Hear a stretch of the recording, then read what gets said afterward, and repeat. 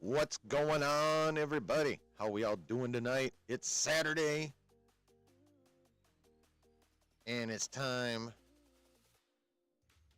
to talk about a shit ton of nerdy news. Whoever the fuck said that, like, the holidays it was going to be slow for news, I mean, it's believable, right? Like, you know, everyone's taking a break. It's Christmas time. Not this year. This holiday season has been crazy. And we got a ton to talk about tonight.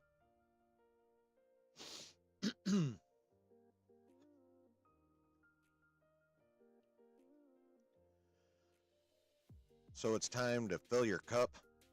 It's time to light your smoke. And above all, it's Saturday night, and it's time to get nerdy.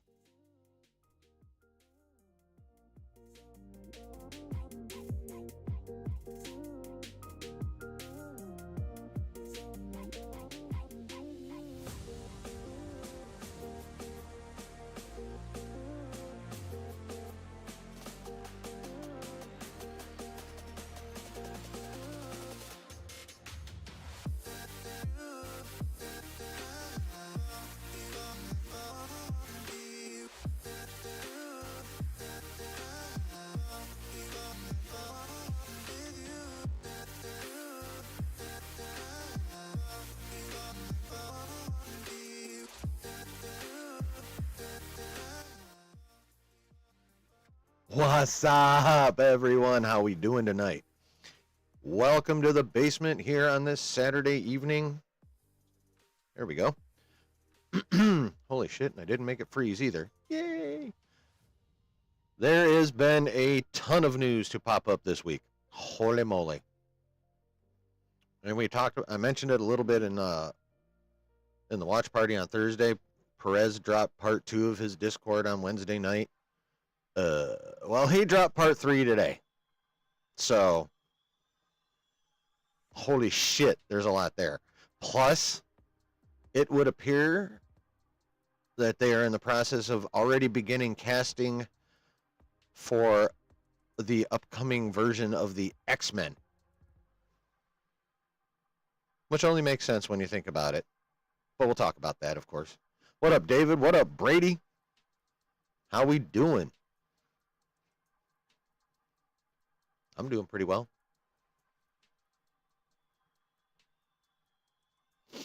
Made it through the work week. Had a nice day out with Mrs. Chillin.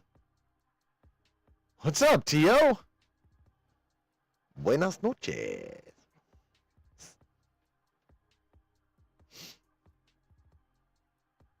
And then, you know, had some lunch, had some dinner. And then I did some smoking, and now we're here. How we doing tonight, chat? Welcome, everybody. As I have not yet formally greeted you, welcome. Thank you for being here. Thank you for hanging out down in the basement. I really appreciate it. And I hope to reward you with a lot of fun, nerdy news and speculation. That's the goal.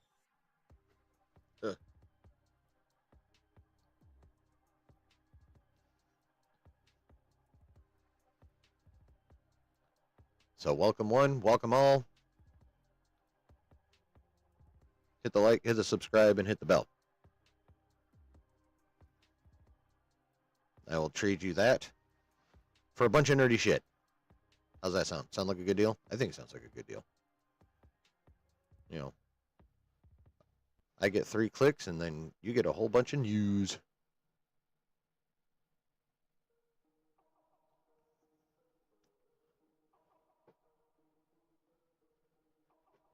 So how is everybody? How's life been treating you since the last time you were here? Whenever that was. What's up, Icarus? Limb from limb. What is this about? It's the shit ton, dude. We have a lot of stuff to talk about. And it's basically all Marvel. I mean, we can talk the Superman trailer some more if y'all want to, but there's so much Marvel shit. It's like, you had your day on Thursday, James Gunn and Superman, but the show's over. The big dog is back with a lot of updates. Honestly, I'm surprised Feige didn't just drop the F4 trailer yesterday. Like, he's a gangster like that. It would not have surprised me. I mean, I'm really not surprised he didn't do it, but on the other hand, if he had, I would have just been like, you dog, you, Kevin Feige.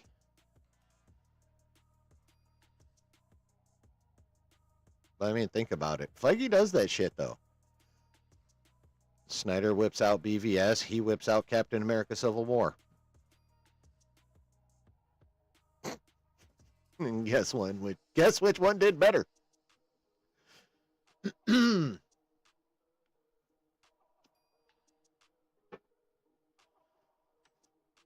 Yeah. So, I mean, obviously he didn't, but it would have been fucking hilarious if he had. I would have lost my shit.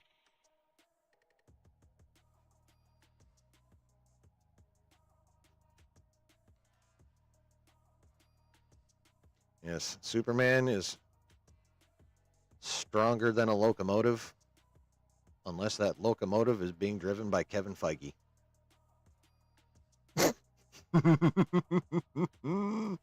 At least unless we get proved wrong in next July, which could happen. That Superman could pop the fuck off and just end up dominating that month in the box office for a while. It could happen. I don't think it will. I think as far as Superman's concerned, the Fantastic Four made a fucking kryptonite. But you never know. I've seen a couple people on Twitter who got to see the Superman teaser in the theater, attached to, I'm not sure which movie, Shadow or Sonic 3, I think. I think that's what movie they went and saw, and then mentioned that they saw the Superman trailer in the theater, and I guess it hit way different in the theater. At least for this individual. So, I mean, we'll see. We'll see in about 7 months. Because we got, July 1st, we got Jurassic World 4, starring Mahershala Ali and Scarlett Johansson. So, I mean, those two are a draw, plus, dinosaurs. But they get to enjoy that for all of a week. Wait, no. I'm not mathing here. No, they get 2 weeks. No, they don't. When the fuck does Superman come out? Oh, you just got out from watching Sonic 3, Brooke? Great, you can answer me this question. I think I saw someone tweet that they got to see the Superman trailer in front of Sonic 3, like the one they just released. Was that the case when you went and watched it? Just answer me that before you start driving.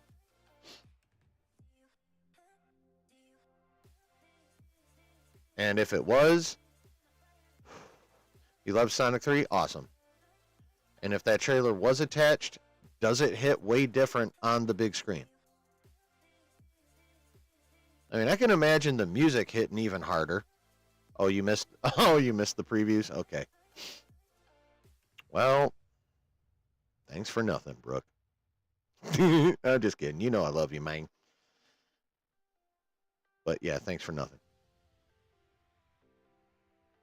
Well, at least you didn't miss part of the movie. That's a good thing. What up, Griff? Welcome, my good sir.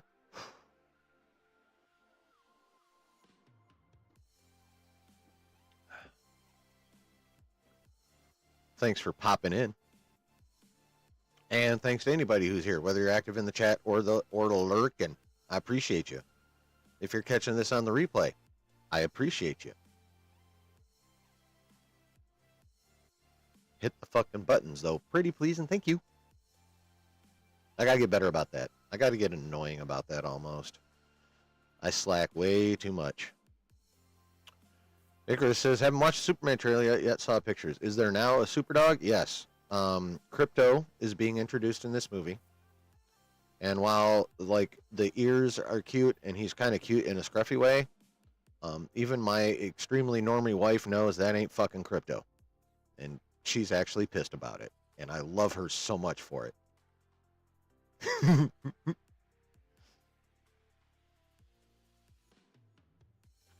Brooke says, honestly, I'm still pretty hyped for the Superman movie. I kind of like the new Lex Luthor actor. Oh, I think Nicholas Hoult is going to fucking crush as Lex Luthor. Don't get me wrong. I think he's going to fucking crush. I like Nicholas Hoult.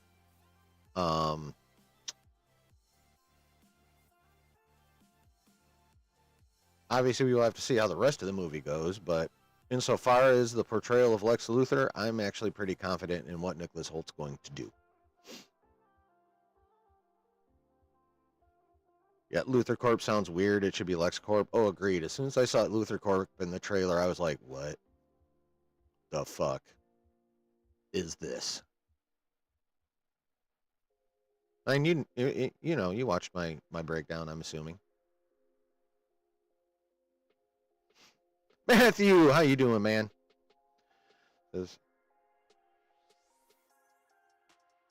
Matthew says, I'm constantly angry and bitter over my family life. I escape to my hobbies, and I hate politics, and I hate division. I have a good friend supporting me, but I think I'm putting too much on him. Well, first of all, damn, and I'm sorry that things are going that roughly for you, bro. Been there, done that. Yeah, that blows. Never underestimate how much a good friend is willing to take on. That's all I got to say about how helpful your friend is to you. Never underestimate how much a true good friend is willing to take on.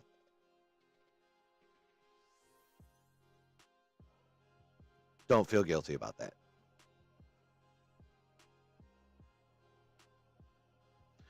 Let's get some hearts in the chat for Matthew, people. Hearts in the chat for Matthew. We are a community. Show some support. David says, isn't Superman's dog supposed to be a Labrador? A Labrador or some kind of short-haired terrier, yes.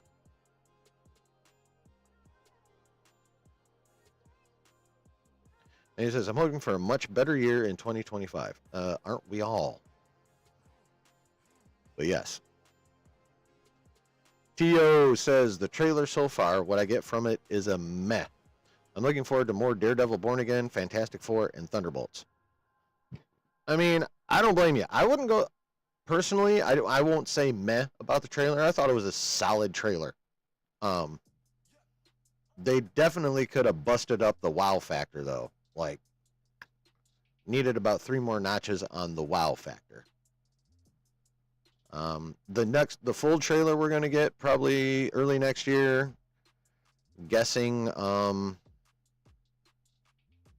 don't know. It's going to be interesting to see if both Superman and Fantastic Four hit the Super Bowl. Because that's peak time, and they both come out, well, they come out the same fucking month. So that could be really fun to see how that rolls. But I'm sure we're going to get both of them in early February. I would bet. So, yeah, the Superman full trailer, because technically this was a teaser. They're going to have to put some more oomph into that. Like a fair chunk more, in my opinion, anyway. Rick says, yep, I watched the breakdown. I think you're one of the first who talked about how it should be LexCorp, not Luthor Corp. Well, thank you. At least a few people know I'm first. Or one of the first. Icar says, dog looks like Snowy from Tintin. I'll have to take your word for it. I never watched Tintin. He says, I did enjoy the Superman trailer, and I wonder what I would have thought of it as a kid. Oh, bro.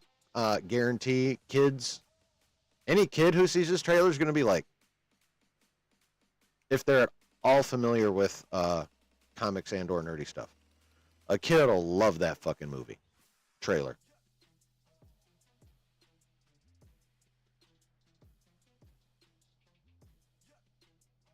David agrees 100% about Snowy from Tintin. Tia says, call me crazy, but the cinematography looks a lot like Suicide Squad 2. I've tried to wipe that movie from my mind because to me that movie is the Love and Thunder of DC Studios. I fucking can't stand that movie. I think it's trash. I think it's garbage. So maybe. I am certainly not going to rewatch it to find out. I'll tell you that. Executive Judge, what's happening, Your Honor? Says, what about Thunderbolts trailer? That's the big May release. They usually have game trailers for that. Well, they did just release that monster trailer like, what, a month or so ago? We'll get one more. Probably March.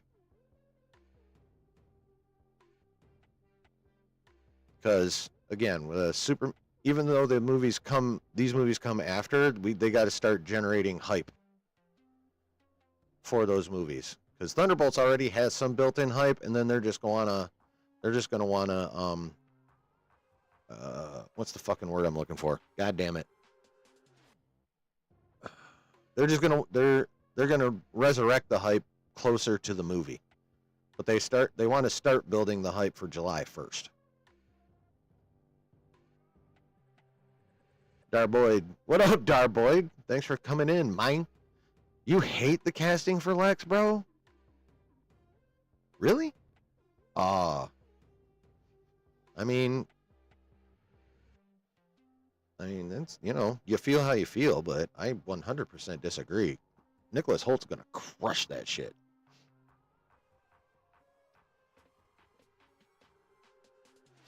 Matthew says, who's old enough to have seen Reeves' movie in 78? I'm old, but not that old. I was 3, so I didn't see it then, but I saw it. I think technically I saw Superman 2 first. And then I saw Superman, the movie.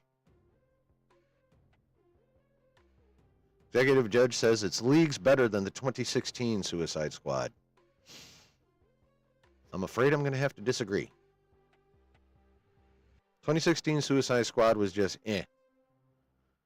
The Suicide Squad was for me. Darboy says, I need a more imposing Lex. That's fair. I will give you this. Holt, while he does have an evil face and looks pretty Lexy bald, could stand to be a bit more bulky. The way Lex is in the comics. Like, if he'd put on about 15 pounds of muscle, I admit that would help. David says, I'm with Darboyd. It's a poor choice. Okay. Matthew says, when I was growing up, they had TV cuts of films to pad them out, so we got an extended Superman 1 and 2 and 3 and 4. Nice. And also Star Trek the motion picture and Star Trek 2. Star Trek 2 is, for me, the best Star Trek movie ever put to film.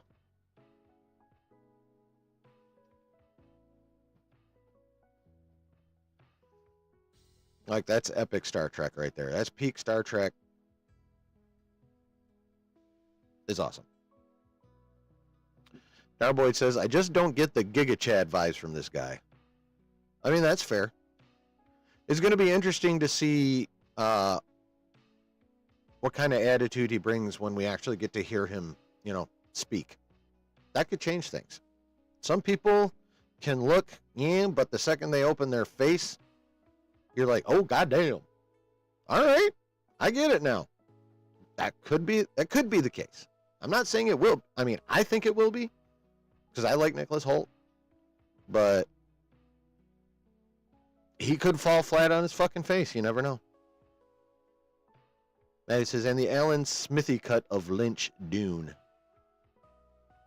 Yeah, I've seen no extended cuts of Dune.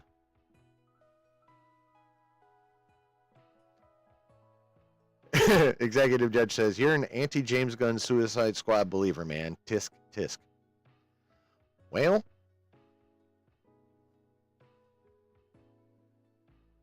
I mean, that's just the way it is. I watched that movie, I gave it a shot, and I fucking hated it. Like, Starro sealed the deal. I did not need to see a 5-story starfish whose suckers all looked like coochie. I didn't need that. It was fucking ridiculous. It was goddamn ridiculous. So,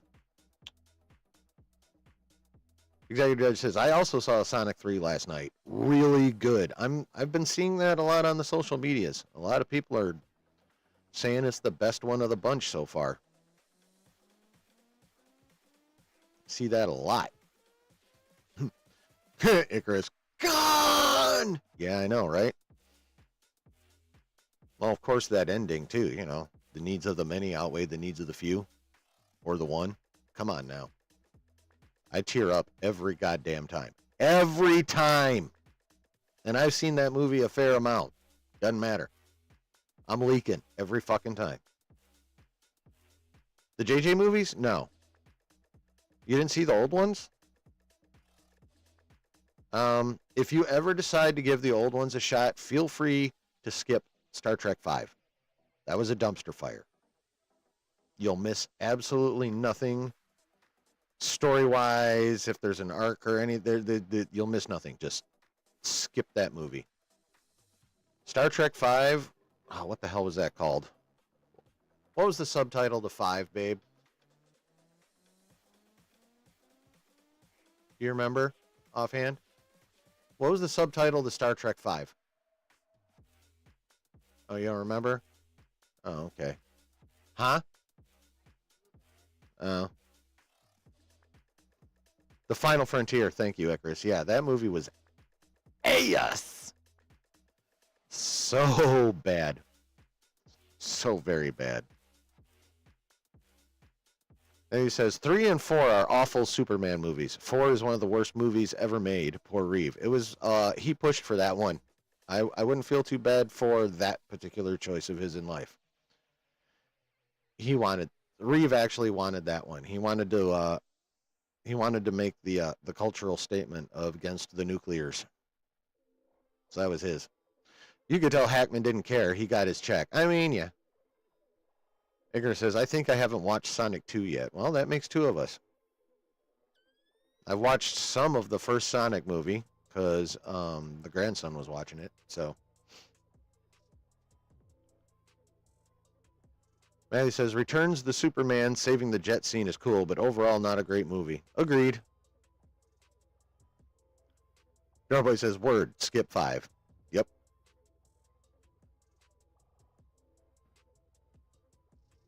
Oh, thank you, Matthew. Final Frontier. That was up. That was just awful. That's the Love and Thunder / the Suicide Squad of the Star Trek universe. What up, Daniel? Thanks for coming in, man. Good to see you. David says, has anyone seen the Christopher Reeves documentary film? I've wanted to watch it, but I still don't think I've built up the strength to be able to handle that motherfucker.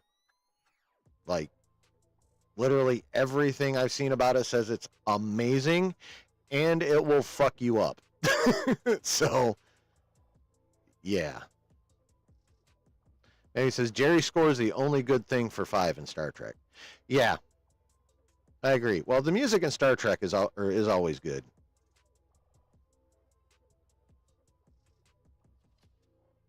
Edgar says, do they need to watch Star Trek 3? Somehow Spock returns? Yes. because we know how. We knew how going into it. And besides, Christopher Lloyd as a Klingon is just too much fun. Chris says the Sonics are actually pretty good. Nice. Oh, yeah, the movies. And he says, I think the new director's cut of the motion picture, okay, is the best so far, but it's still a slow movie, but the Atmos cooks. Wait, there's a new director's cut of the original motion picture? Really? Is it on what would that be on? Paramount Plus? Where is it? Where'd you see it? How'd you see it? Tell me now.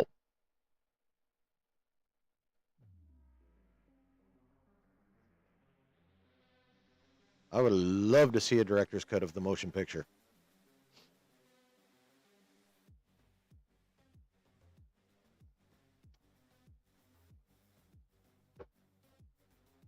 All right. Damn. It's been in here. They made it for Paramount Plus and you have it on disc. Okay, I'm gonna have to see if I can find that on the Paramount Plus app now. Damn it all. Okay. We're now a half hour in. Let's get to some news, shall we? All right, we've got a few more people in. Welcome, welcome. Thanks for popping by. I hope you are entertained by what's to come. Oh, son of a bitch. I thought I had that pulled up. All right, now I got to look stupid, so please don't leave.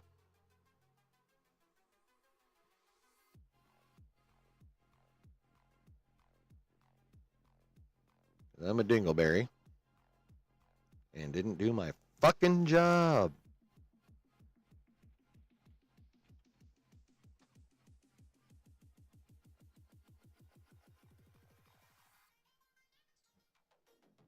There we go. There we go. But I don't know if it's out there still because they have these deals where films come and go from the app. That's true. That's true. All right. So I will temper my hopes because you're absolutely right, and the those companies are assholes. I don't know. All right. I got not. This is your fault, Matthew. I will never understand why these motherfucking streaming companies, especially the ones that are studio based, do not just turn their fucking apps into a full vault.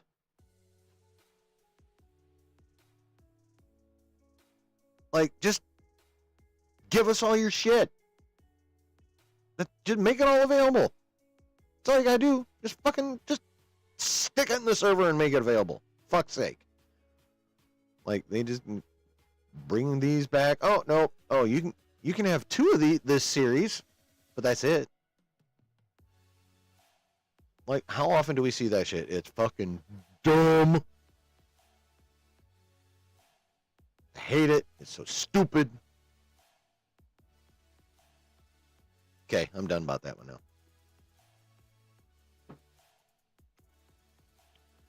The 4K UHD Robert Wise director's cut of Star Trek: The Motion Picture, supervised by Darren Dochterman. Dochterman? How the fuck do you pronounce that name?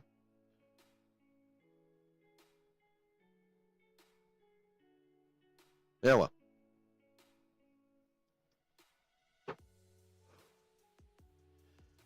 Anywho. All right. News item number 1. Ladies and gentlemen, it appears Marvel has their eye towards casting our new X-Men already, and it would appear they've chosen to go after their new Jean Grey first. According to one Jeff Snyder, via his newsletter at theinsnyder.com. Sadie Sink, most recently of Stranger Things fame, is reportedly Marvel's frontrunner to play Jean Grey in the MCU. Now, she's done other stuff. She's got a pretty good reputation from everything I understand. Let's see here.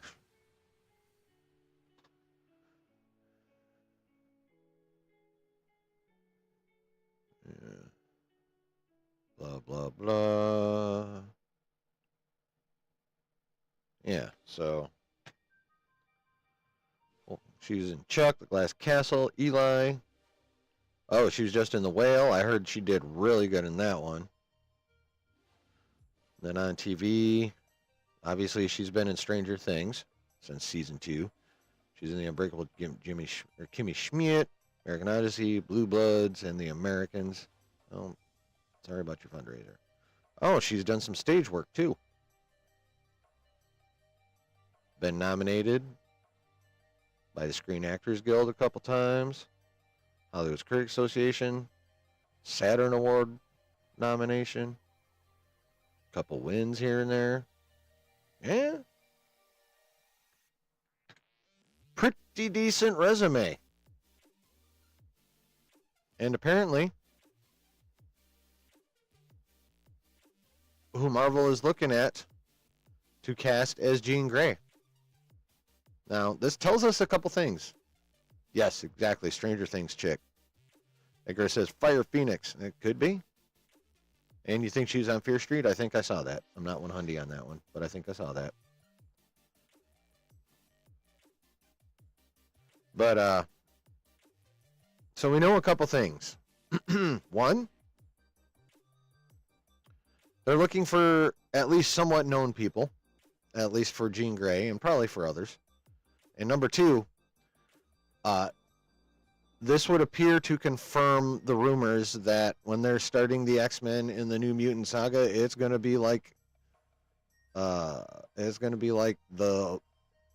kind of like First Class, but okay, it's basically going to be a lot like First Class in terms of age.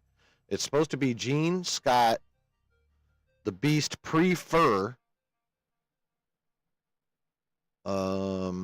Shit, who else? I think Iceman. And I don't remember who the other one was, but not Wolverine. He's going to be separate at first. Just like he didn't become an X-Man till later on. Until later on in the comic. New Wolverine incoming. Oh yeah, eventually. I mean, no matter what Ryan Reynolds says, Jackman ain't going to be hanging out that long. I do still think he's going to be hanging out past Secret Wars. Angel. Yeah, probably Angel. Thank you, Darboyd. I think it's going to last longer than Secret Wars.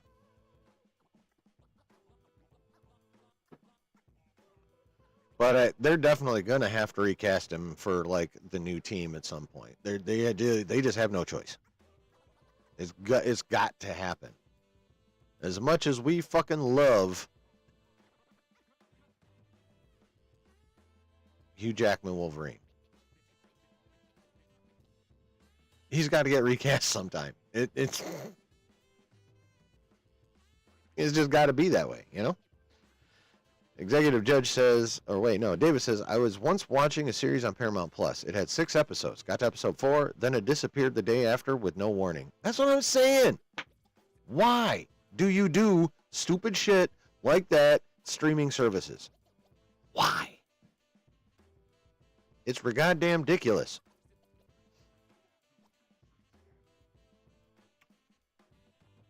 It's just fucking ridiculous. Anyway. Executive Judge says, I've watched Days of Future Past and Apocalypse, but not First Class. Well, I'll tell you what. First Class is much better than Age of Apocalypse. I'll tell you that right meow. So, I would recommend watching First Class, especially if Apocalypse is the most recent one you watch, so you can wash the taste out of your mouth with First Class. No diddy. Who's playing Disney Wolverine? No goddamn clue. Nobody has a clue. I don't think Kevin knows exactly who he wants yet. I guarantee he's got candidates. But I don't think he knows exactly which way he's going to go yet. Who could make a new Logan? There's a few people. Like, he doesn't have to be young. They can cast, like, a 30-something-year-old person for Logan. There's been a lot of AI imaging of Taron Egerton. He'd be all right. It'd be interesting to see what he does with the voice. I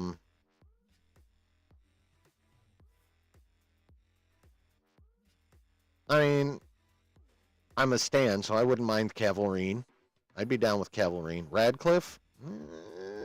I'd have to see it. Like, in a small dose. I would need a small dose. I don't know. I don't know about Radcliffe. Maybe it's just me. Maybe I just can't get past the Harry Potter of it all.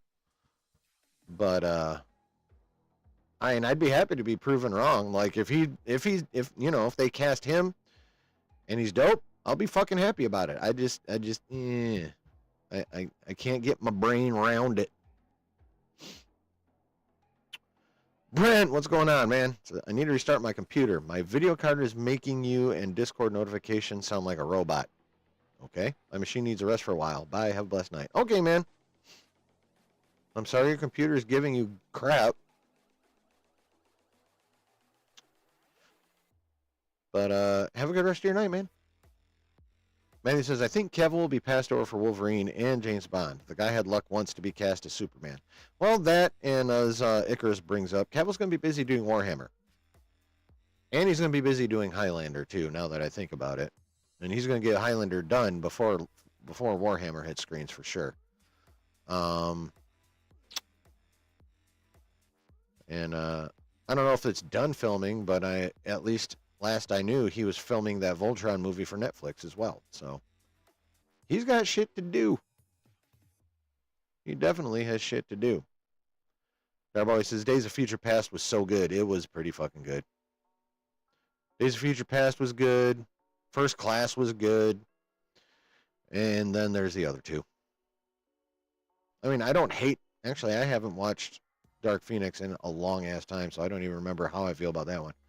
I have watched Age of Apocalypse. Well, sometime within this year, I watched it, and it was. I mean, I don't hate it, but it's definitely much weaker than the first two movies, for sure. That's your favorite X-Men film ever, Your Honor? Nice. Radcliffe is going to have that Heath Ledger effect on us. I mean, it's possible. It's possible. And it says the ripoff of Die Hard with Daisy Ridley. Wow, that was off. What the fuck are you even talking about? What ripoff of Die Hard with Daisy Ridley?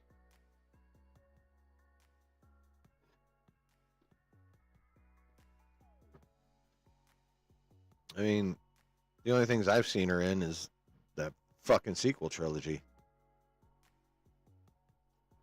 I know she's been in other things. I just haven't watched any of them.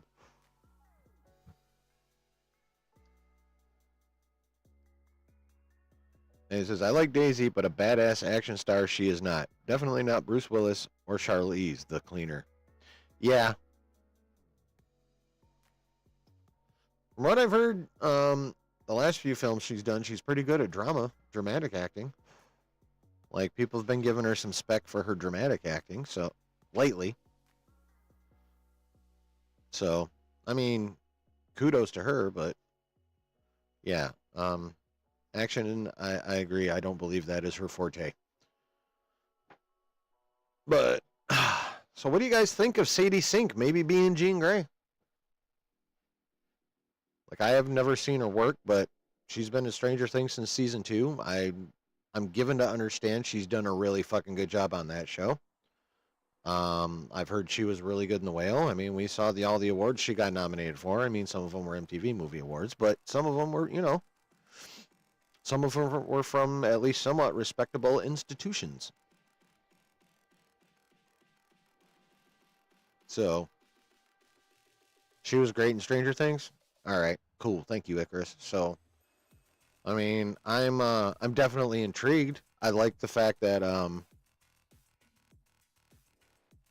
Running Up, yeah, I don't know that song off the top of my head that I can think of. So, based on her reputation, cool. She definitely has the look. And again, I like the fact that it's kind of confirming that old that old report slash rumor that they were going young again for the new MCU X-Men. So, Darboyd says she definitely deserves it. All right. Brooke thinks she's a good choice for Jean Grey and that she was great in Stranger Things. All right, cool. Yeah, like some of the people I've heard talk about it and some of the channels I watch, they think it's a pretty decent choice too. So, pretty sure that song made a comeback. I mean, TV helps with songs coming back. I mean, look at fucking Journey. Thank you, Sopranos. They owe HBO a lot with that Sopranos, using that in the Sopranos finale. What's another good example? I know there's more examples. My brain refuses to bring them to the forefront, though. God damn it.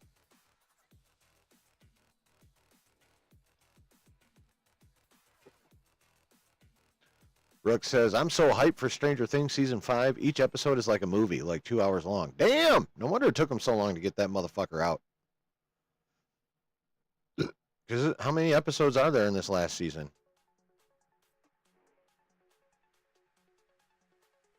Breaking Bad got its inspiration from Sopranos? Maybe. I have no idea. No, I don't know Kate Bush's song Running Up That Hill, David. At least not right off the top of my head. If I actually could hear it, maybe. What up, Jared? How you doing? Thanks for stopping by, man. And he says, Sophie Turner was horrible, and she isn't that bad of an actress, depending on the role. Dark Phoenix made her look worse than a school play. Damn.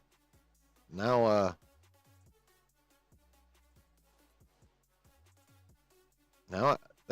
ugh. Next time I'm in the mood to, like, test out to see if a movie is as bad as everyone says, because I've seen it once and don't really remember it, that might be the choice next time I'm in that mood. That might be the choice. Nobody knew that song before Stranger Things, says Darboyd. Brooke says, yeah, that's the rumor for Stranger Things Season 5. I would imagine probably 8 episodes in the final season of Stranger Things. Let's see, shall we?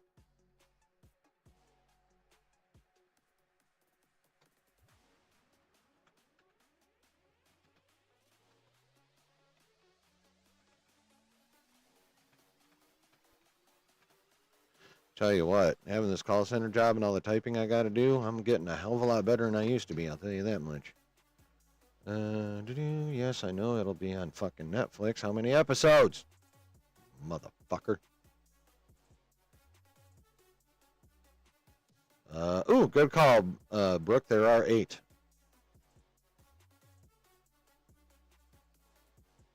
They're only giving us 1, 2, 3. They're only giving us the director of 4 episodes.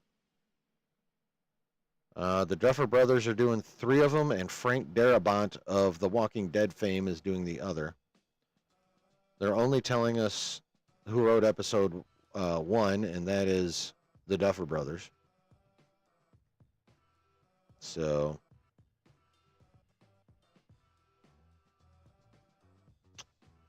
yeah, but yep, 8 episodes. Good call, man. Good call.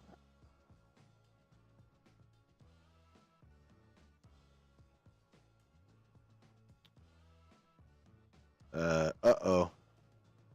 No, I haven't watched Stranger Things, Icarus. I know.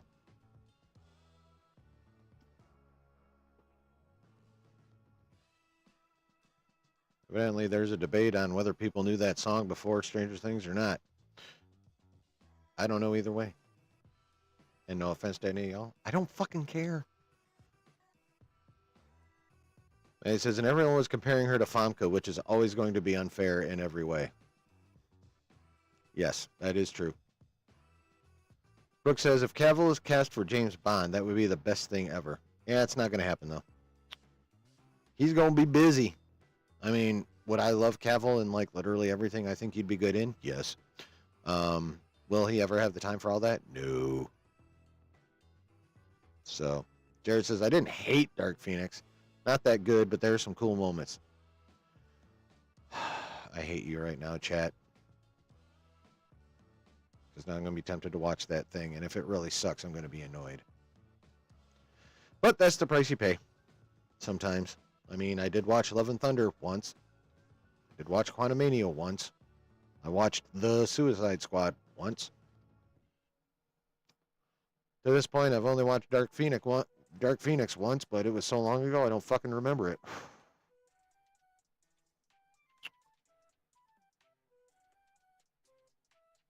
Brooke says, I still haven't seen Dark Phoenix. That's like the only X-Men movie I didn't see. What are we questioning about? What do you mean new Flash? I said nothing about a new Flash. What are you talking about with new Flash?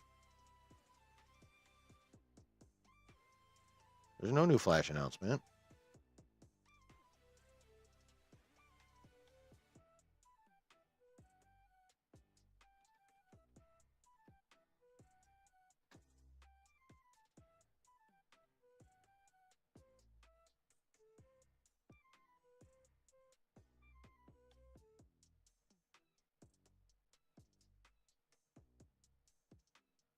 Nothing.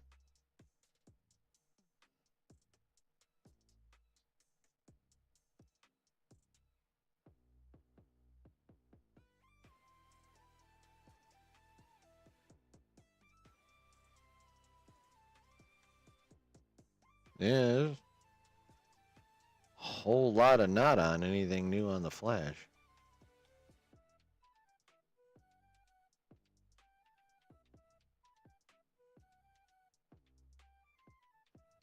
Whole lot of nada. Where are we at? Yeah, no new Flash. And he says, I think McAvoy and Fassbender nailed their roles and made them their own, but some of the others struggled. I would agree with that. I fucking love McAvoy and Fassbender. Executive Judge says, I haven't seen Stranger Things before yet either, so don't feel bad. Well, thank you. Thank you for that, Your Honor. I appreciate that. Brooke says, I'm sad over what DCEU could have been with Henry Cavill's Superman fighting Darkseid. Well, that is pretty much the fault of the Warner Brothers executives because they rushed that shit instead of letting Zack build it the way he wanted to. So, Jared says Michael Fassbender for Bond unless he's playing Magneto. I'm here for a Fassbender Bond, but I want more of him as Magneto first. Let's get through Secret Wars, then he can be Bond.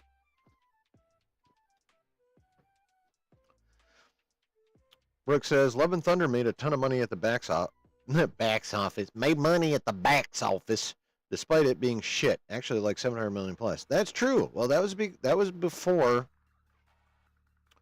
That was before the Disney Plus shows fucked up Marvel's reputation. So, the timing helped. Griff says Dark Phoenix and New Mutants were pretty much the same. Meh. See, I haven't watched New Mutants.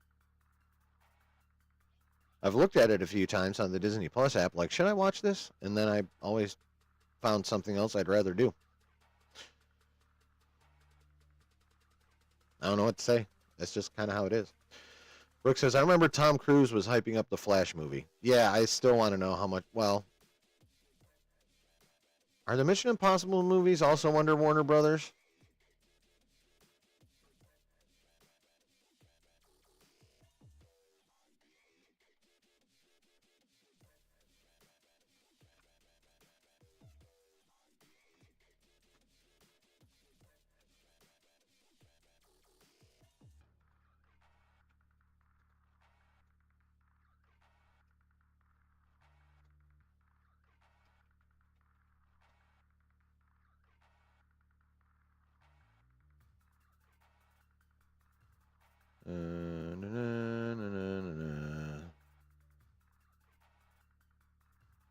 Accessible via Paramount Plus.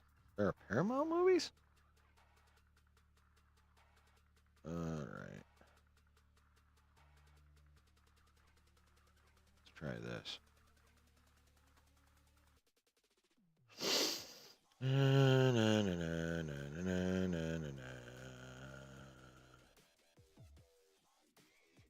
Distributed by Paramount. Okay, so there we go.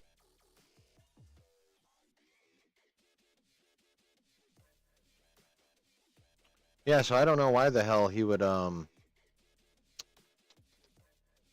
don't know why he would have been hyping up the Flash movie. I guess Warner Brothers sent him a fucking Brinks truck or some shit. I have no idea. Maybe maybe someone high up at Warner Brothers is also high up in the Church of Scientology and called in a favor. Maybe something like that. Brooke said, "Oh, you haven't seen New Mutants either, huh, Brooke?" Manny says the guy from Ready Player One who played Cyclops was okay, I guess, but the Fox X-Men messed up that character anyway with the older actor. Oh yeah. Oh, what's his fucking name? Yeah, no. Fox in neither the original X-Men nor the First Class X-Men did they do Cyclops real justice. So, Flash Thompson rumors. I've heard maybes about Age of Venom. Well, no real official rumors even that I know about, but the fact that one of the soldiers on that helicopter was called Thompson and also got his legs removed by, in this case, a symbiote, whereas Flash Thompson in the comics got them blown off out over in the Middle East. It would appear there that Sony at one time at least had plans on bringing on Agent Venom, and they still could. But it's speculated that that was a setup for Agent Venom in the future. DC Studios reveals wild first look at the new Flash. All right, Icarus, I'm going. I'm looking. I'm just going to type in that quote.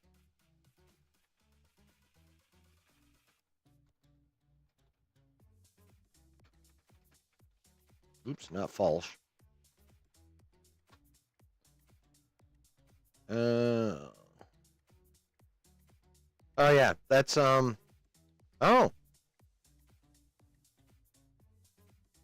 Yeah, that's about you know how DC Comics is doing that Absolute line? That's about the Absolute Flash. So they're about to drop the next character in the Absolute line, and evidently it's about to be the Flash, which is cool. So so that makes Superman, Batman, Wonder Woman, and now the Flash. Have they dropped anyone else yet?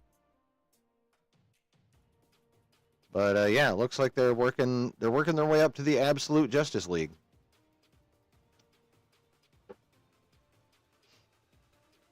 Yeah, exactly. Maybes about Agent Venom. It's 99.9% speculative. But the hint doth exist. Matthew says, Young Beast and Raven, good actor and actors. Well, Young Beast is Lex Luthor. That's Nicholas Hoult. And Darby says, granted, I'm still figuring out who is and isn't a good scooper on Twitter. Okay.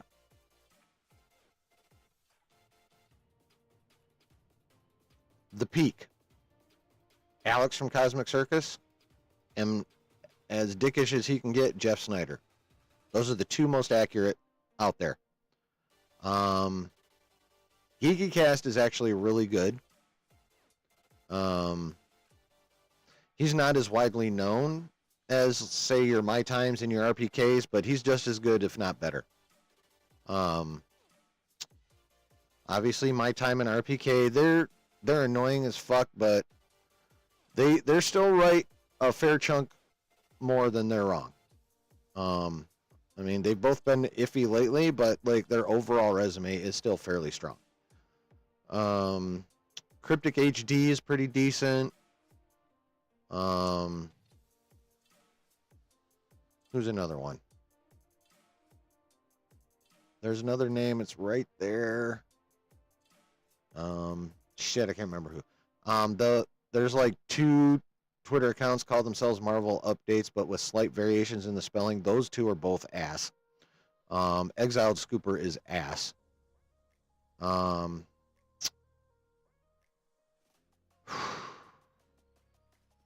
know more names, but I can't bring them. I can't get them out. But there's more.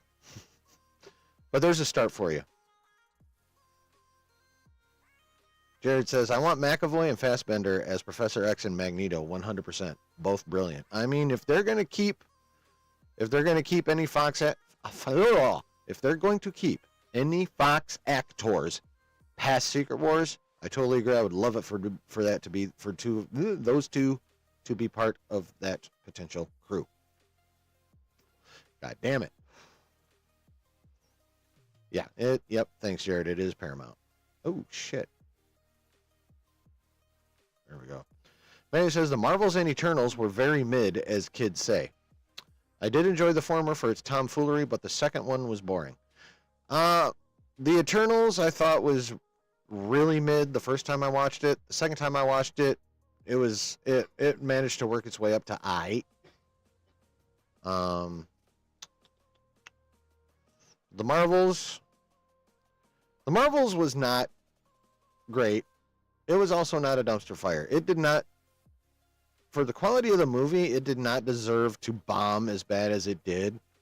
That's another movie that suffered, that came out at literally the wrong time and was the wrong type of movie. The timing did way more to damage that movie than the actual movie itself. Brooke says, production company is called Skydance. Yeah, distributors Paramount. Yep.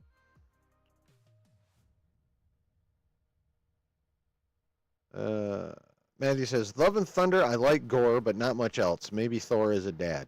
They totally wasted Christian Bale on Gore.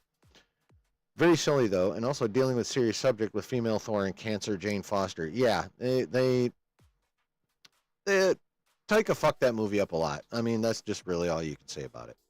Taika fucked that movie up a lot. Brooke says, I enjoyed Eternals a lot. Marvels was alright. End of 2023 was kind of rough for me, but watching the Marvels film made it more lighthearted, so it did good in that aspect. Well, that's good.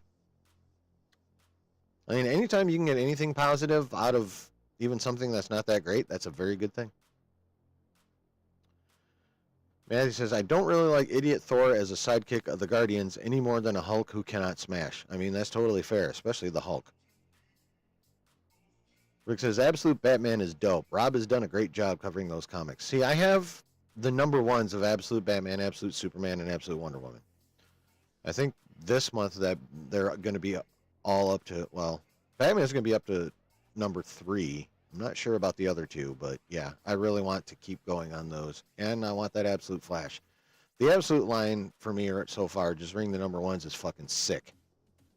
I like it.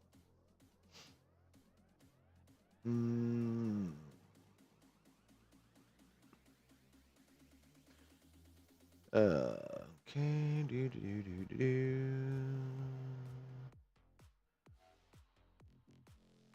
Brooke, okay. Talking about those. Ragnarok Infinity War Thor is Brooke's favorite Thor. Marvel's was bad but entertaining. Yeah, I can agree with that one, Jared.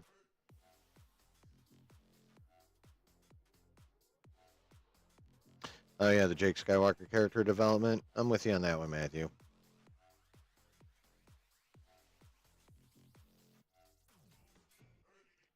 Ragnarok Thor's peak for sure, says Jared. I also think that might be peak Hulk as well.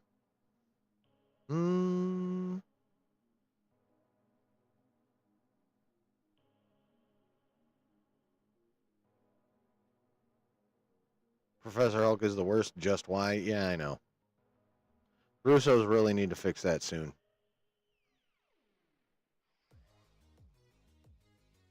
Brooke says, I watched this one video Rob made on a comic where Superman becomes Batman. Basically, he lands near the Wayne's place and is raised by Thomas and Martha Wayne. Ooh. Interesting. Batman with actual superpowers. That could get ugly in a hurry. That's for sure. All right. Are we ready to move on with more Marvel goodness, folks? As I mentioned on Wednesday's stream, that right before stream, or shortly before stream, Alex Perez dropped part 2 of his Discord Q&A, and that we were going to go over tonight. That is true. But today he dropped part 3 as well. So we got a lot to go over. I was not kidding at the beginning when I said we got a lot to go over. And some of it's definitely going to lead to some speculation as well. So prepare. Okay, so yada, yada, yada, intro. First section of part 2 is about Billy and Tommy and Vision Quest. Will Tommy's story be a plot in Vision Quest? Alex says, not that I'm hearing. Tommy is being saved up for Billy and Agatha to find, from what I've been told. Well, that kind of... Then why are they considering Vision Quest a part 3 of a trilogy? But whatever. I mean, they can still set him up to join the crusade in that show. Find out some info. And then they'll bring them all together maybe in the... when Billy and Agatha find Tommy. I suppose that's possible. Interesting, though. I don't care about that shit. Is Billy Kaplan / Maximoff going to have any sort of significant role in Avengers Doomsday? Alex says, I haven't heard much about Billy, if I'm being honest. I'm not sure if he's in it, but if the other Young Avengers pop up, who's to say he doesn't? See, they're like literally throwing Children's Crusade in our face. So Alex is confusing me a bit on here, but maybe Marvel's changed course behind the scenes. You never know. But for the love of Christ, it so looks like they've been setting up Children's Crusade. All right. Since there's been lots of rumors, not only talking about a possible Wiccan show, but also about a second season for Agatha all along, do you see Marvel dialing down both projects into one, as some people out there have been theorizing? I would very much like both, like if both could happen as separate individual projects, being honest. Alex says, I'll be frank with you. The rumored Wiccan project and this Agatha all along season 2 thing are one and the same. The idea is to develop a sequel project where Ghost Agatha and Billy go on an adventure to find Tommy. Yeah, I mean, that just makes the most sense. You don't need 2 shows for that shit. And as you can see by this image right here, they literally set that up in words and image. So, yeah, that being just one project makes the most sense. Black Panther and Wakanda, where I got the inspiration for my not very much watched video I dropped yesterday. If you haven't watched it yet, go watch it and then go share it out to your friends and family and even people you don't know. I don't care. Thank you very much. Appreciate it. Anyway, will Letitia Wright be in the Avengers movies, and how vital is Shuri in those movies? I can't imagine Avengers not having Shuri appear, so I think she may show up. Well, I mean, she is currently the 616 Black Panther. She kind of has to fucking be there. I mean, that's just the way it is. But to add some fuel to the fire, I don't think she'll be the only Black Panther showing up. There's a rumor I heard through the grapevine, which I thought would be interesting to mention here. Michael B. Jordan may be returning for one of the upcoming Avengers films. Really? Now that's interesting because that brings up a few different possibilities. They're all multiversal possibilities, obviously. But there's a couple different versions of Michael B. Jordan variants I think are possible. I think there's a version that we could see where basically he won. Like he never, like when he beat, you know how he beat T'Challa in the 616 Black Panther movie. I think one option is in this particular Killmonger variants universe, T'Challa did not make a comeback.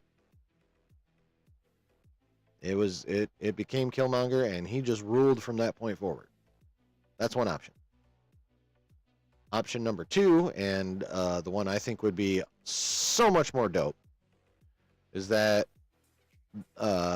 his variant comes from a universe where his father was not killed by King T'Chaka. As a matter of fact, when given the chance, his father went back to Wakanda, and he ended up being raised in Wakanda. And T'Challa ended up the king, and he ended up T'Challa's Black Panther. Kind of like how T'Challa was Black Panther while his father was king. I think that would be an interesting possibility. The details of why it would be super dope are in the video, so if you're super, super, super curious, please go watch it. I will say this much more about it. If they go the route where he is the Black Panther, but a hero underneath just King T'Challa, how fun would it be if he comes flying out of nowhere, like helps some group of 616 characters, and then the helmet does the thing, and there's Killmonger's face. Kind of like a reverse Spider-Man Doom deal. Just think about that.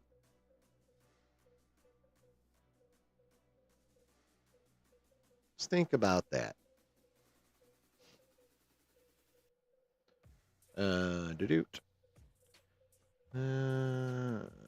Hello, I don't care about your fucking greeting, but nice of you to be like that, Faye boy. All right. Does Marvel still intend to keep paving the way for Val to straight up declare war to Wakanda, eventually creating a catastrophic event all because of vibranium, or is it completely scratched?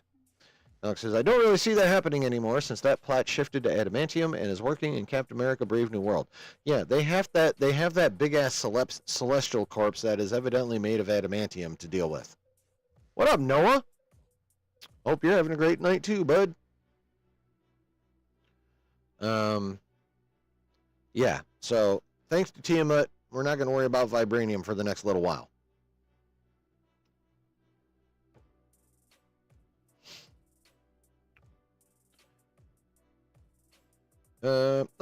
Little hint at ScarJo. Any chances to get some Natasha content soon? Scarlett Johansson could return the next Avengers films if the rumor mill keeps going. I mean,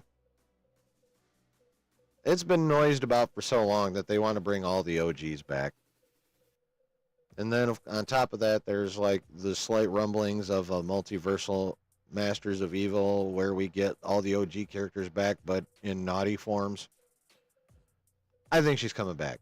I mean, she is still attached to Marvel right now, behind the scenes as a producer of, what's that supposed to be, Blonde Bombshell or whatever on Disney Plus. So it's not like she's completely outside the company. Granted, she is in the new Jurassic World movie, but that's done filming, obviously. So I think she's coming back. Maybe for Secret Wars only, and then never again after that, but I think she's coming back. Ooh, a little bit more Brave New World news. What do you know, if anything, about the possible introduction of Amadeus Cho in Captain America Brave New World? Alex says only that he gets introduced, but outside of that, nothing. I mean, do we all know who Amadeus Cho is? Blonde Phantom? Okay, thank you. So Amadeus Cho is, I believe, the most recent iteration of the Hulk. I can't remember the exact circumstances in which he became a Hulk, but his version of the Hulk, he still retains. He's kind of like Professor Hulk, but still gets angry and actually trashes shit. But he retains his entire intelligence when he's in Hulk form. I do know that much. When do they release a trailer for the new Jurassic Park? I have no idea. No idea. Yeah, if we got RDJ and Chris, you may as well get Scarred. Yeah. I mean, like I said, I would be very surprised if it was not always Kevin's goal to get everyone back, at least for Secret Wars. Like, it to at least not try to do that makes absolutely zero fucking sense. And again, if he's only like, if for example, with ScarJo, if he's only like, come on, give me just this one more movie. Just one. Just one. That's all I'm asking. I think she's going to do it. I think they'll all do it. I mean, obviously, Evans is back for both, as we know now, but yeah. Yeah, I have no idea when we're going to get a trailer for Jurassic World 4. Obviously, there's images out there. But yeah, I have no idea when that motherfucker's coming out. All I know is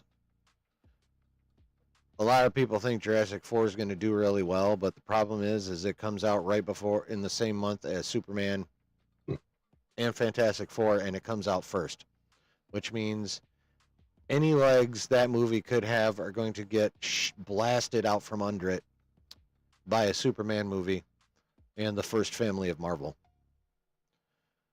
Jurassic World is fucked. It's gonna make money. Don't get me wrong. It's gonna make money, but there's no way in hell is gonna be make anywhere near as much money as it would were it not coming out the same month and first before those two movies.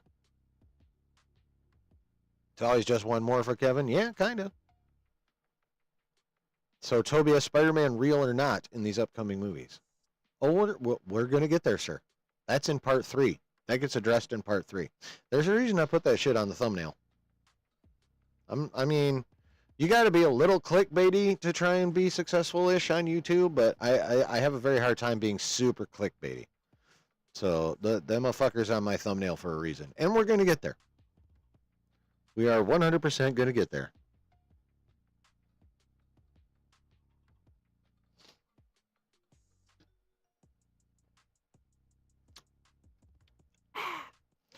All right. Do you think Brave New World's performance will affect Captain America's screen time in Doomsday? Will Sam Wilson be featured in other What If episodes besides the Avengers Mech one?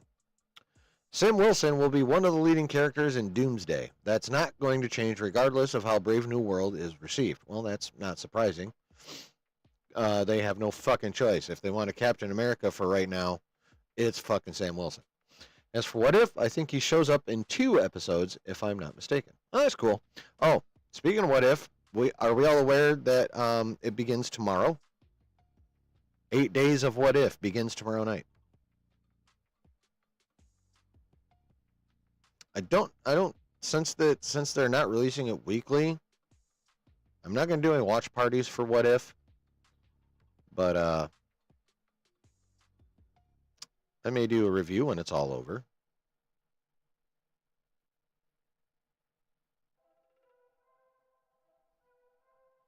Yeah, just as long as you deliver on the clickbait, it's cool. Yeah, I mean, if I'm going to throw something on there, it's going to get, except for one time when I completely forgot about my main story and got off stream because I've been streaming for like 2.5, 3 hours by that point. Other than that, yeah, I talk about it if it's on the thumbnail. Noah says, check out these news drops. The last one will blow your mind.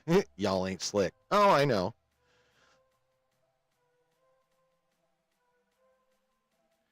I know. Well, see, here's the fun part is everyone knows it, like when they click on a YouTube thumbnail, especially for a stream, but, you know, the fact that there's at least some clickbait happening is a given, right? So it's like everyone knows we're not slick, but if we still do it right, the clicks will happen anyway.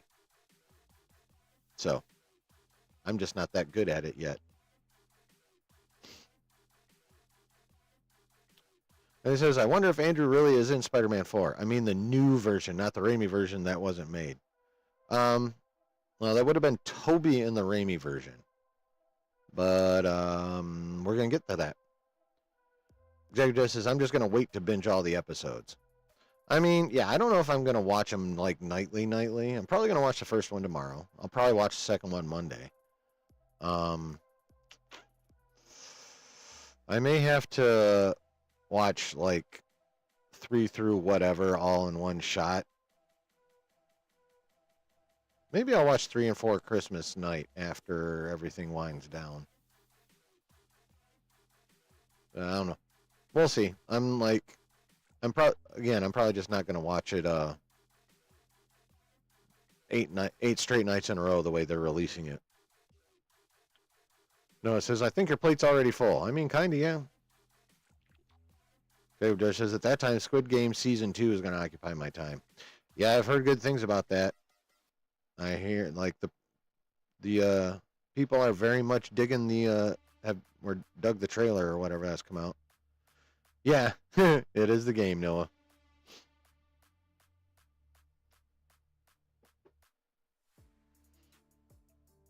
Yeah, the game is how to be clickbaity in the right way. Because there's like, the uber clickbaity shit where you're just like, God damn it. And then there's clickbaity shit where you're like, okay, well, all right, you got my attention. And then, like, the video delivers.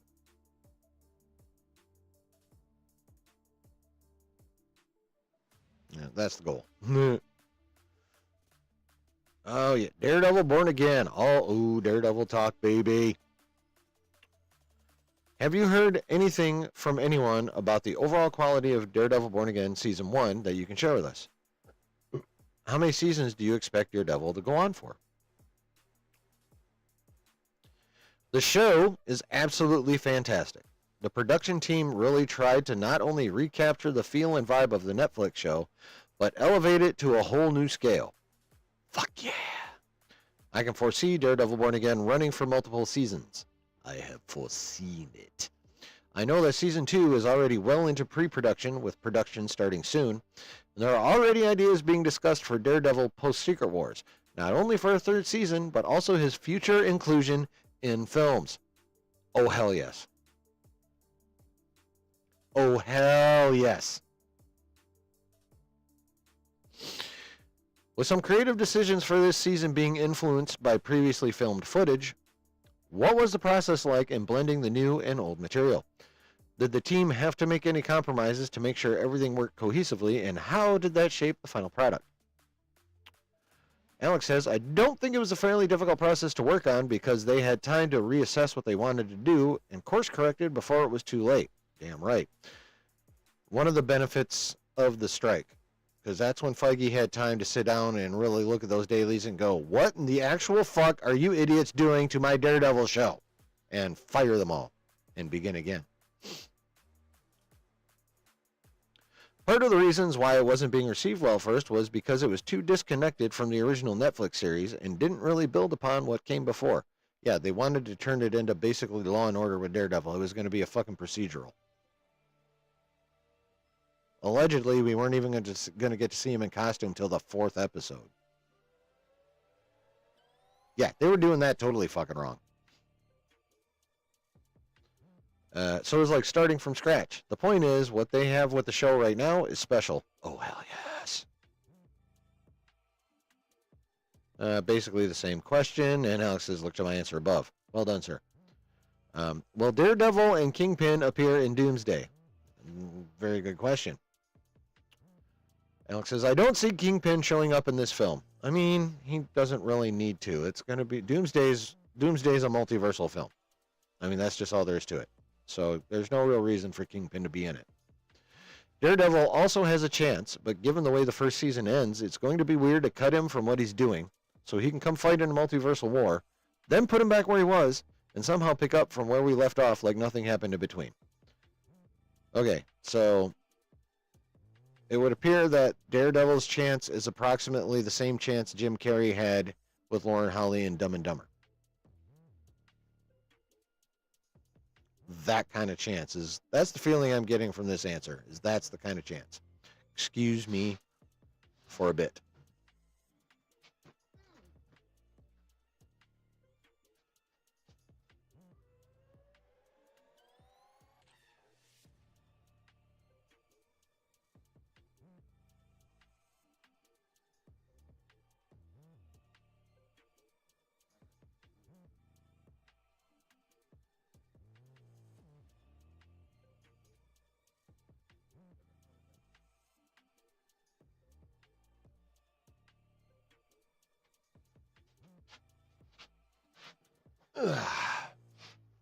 All right.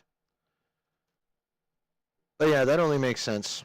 It makes sense for neither of them to be in it, honestly. All right. Any talks for Jessica Henwick and or Simone Missick to return to the MCU as Colleen Wing and Misty Knight? Hopefully in Daredevil Born Again Season 2. I've heard things about Colleen coming back, but we'll see where those rumors lead. I would like Colleen Wing back because I would like her version of Iron Fist to come back because I really do not like the Netflix Danny Rand. If they're going to bring back Danny Rand, don't bring back that schmuck and write him better. That's kind of where I'm at when it comes to Iron Fist. Hey, C-Dub, what's happening, man?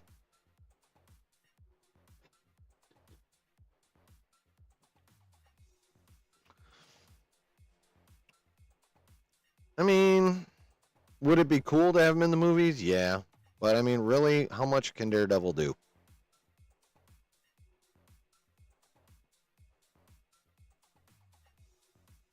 I mean, he's got enhanced senses and agility, but like when it comes to actual like powers, not so much. He is absolutely perfect for like whooping a lot of street level ass, though. Ooh, well, only one question for Fantastic Four, but oh well. Yeah, blah blah blah. Okay. There was a report a while ago that Sue Storm was going to be the character who has the main focus in Fantastic Four First Steps. I do remember that report. Do we all remember that report, class? I remember that report. They could be in the middle of fighting Doom and She-Hulk and call Daredevil, "We need you, baby." I mean, it could, I mean, yeah. That could be, that's one way to bring him in, that's true. That is one way to bring him in. I mean, yeah. Is this true? / is there any one of the individual four that will be the main focus in terms of the character storytelling for that movie specifically? All right. And Alex says, each member of the family has their importance in the film. And from the sounds of things, Franklin is going to end up being fairly important. There is truth that there is a moment in the film that makes Susan Storm, quite frankly, the most important person in their world, and when I think about it, universe, at one point. So maybe that's what the rumor is referring to. Let's talk about that for a second.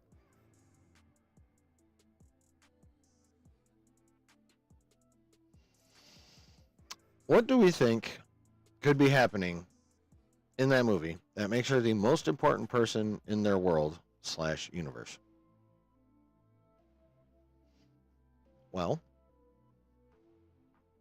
if I recall correctly, in the comics, Franklin Richards was born in the negative zone, which is part of the reason he ended up so insanely powerful.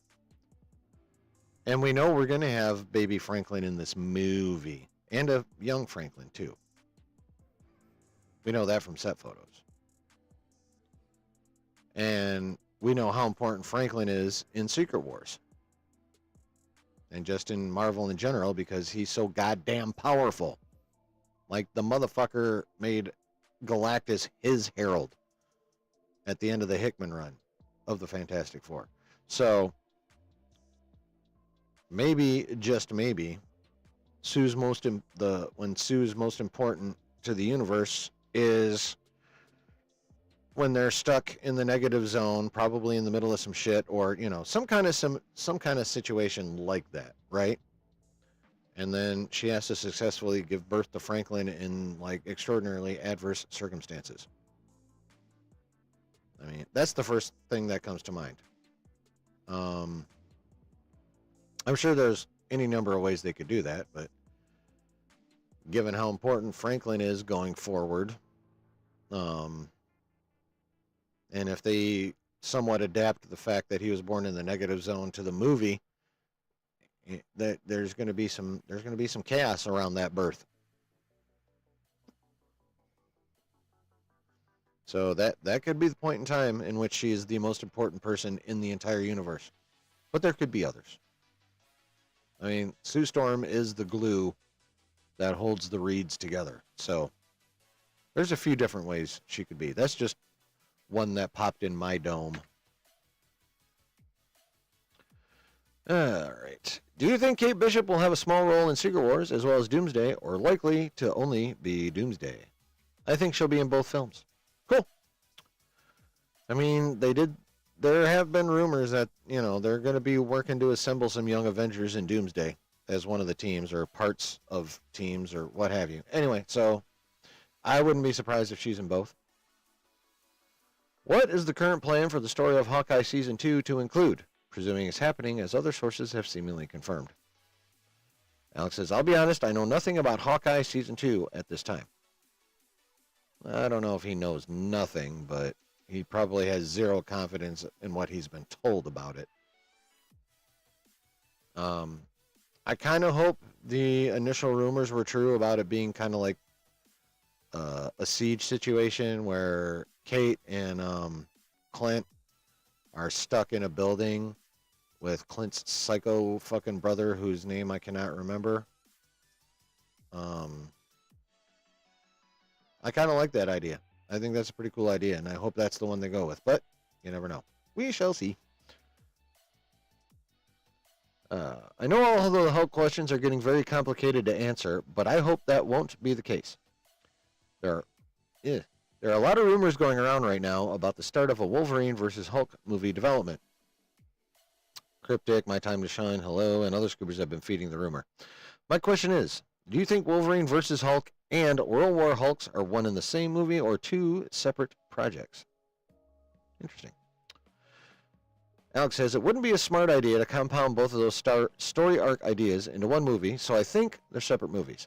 But I'm fairly certain we're getting a Hulk movie soon. There's still the matter of the unknown Marvel production titled Shadowstone Productions, which we reported on 2 years ago. And Shadowstone is a Marvel mineral tied to Hulk, so we'll see what happens. Yeah. I would love a Hulk movie.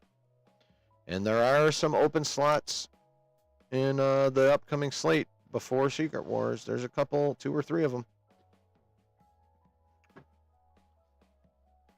I mean, there's still technically the November 2025 slot that they left Blade in for way too long. There's the February 2026 slot right before Doomsday. I believe there's a fall slot in 26. Yeah, there's a fall slot again in 26, so there's room for a Hulk movie in that motherfucker. You suggested that Maestro could be the next version of Hulk after Smart Hulk, who will appear soon. My question is, will he just be used to be alongside Doom for the Avengers movies, or for something bigger, like a Conquest Revenge arc, maybe? Doomsday to World War Hulk's villain, Secret Wars, or after Secret Wars? Maestro at this point in time could only work as part of the multiverse saga if, he put that in capital letters, they decide to bring him in. See, Alex could be doing 2 things there. He could be just straight out saying that the odds are low that we are going to get Maestro Hulk. Or he could be emphasizing if to just cover his hiney a little bit. You know what I mean? Like, he could be emphasizing if for 2 different reasons. And he's really good at the hints and shit and doing that. You got to pay attention. Hello, I hope you like Hulk. Can you please tell us something exciting about the future of the Hulk, in the form of a hint if you want? I know you like that. Ha ha ha ha ha. I love this question. Listen, I'm not the biggest Hulk fan like some of you, and I'm not that well versed in Hulk lore. Outside of what I teased, there is very little I know about Hulk at the moment, but chin up. When you face a problem head on, fix it. Now. Damn it, you motherfucker. All right, I'll leave the comma highlighted. I don't care. Notice how he made it all one word.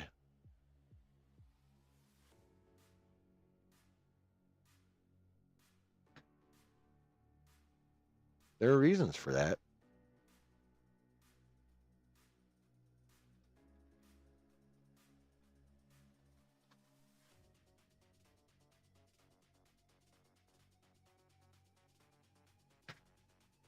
Nope, stop it, motherfucker.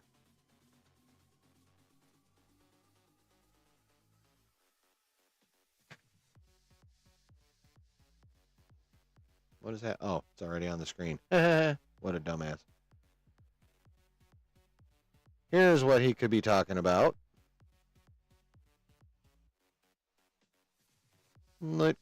Fuck you, Best Buy, you motherfucker.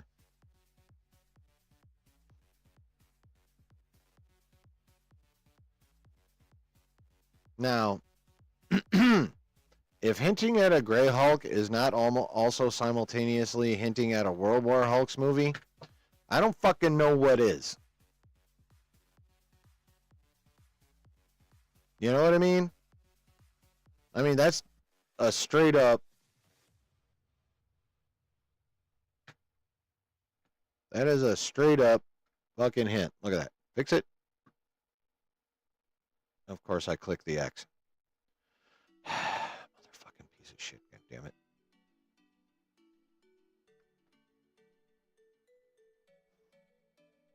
And fix it.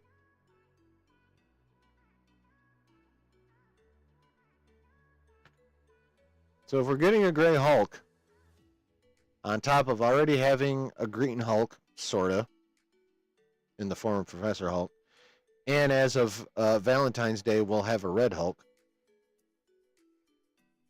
And, despite what Alex says, we could have another Green Hulk in the form of Amadeus Cho. Since the leader, if the rumor's true, the leader's the one that gave some sort of serum to Harrison Ford's Thaddeus Ross, which is what made him the Red Hulk.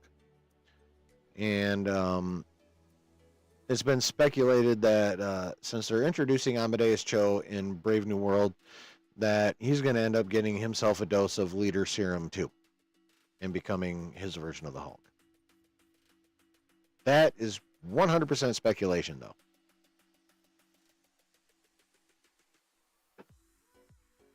But yeah, so imagine it. By the end of Brave New World, we can have 3 Hulks in the 616, right? And then now we got Alex hinting at a Grey Hulk.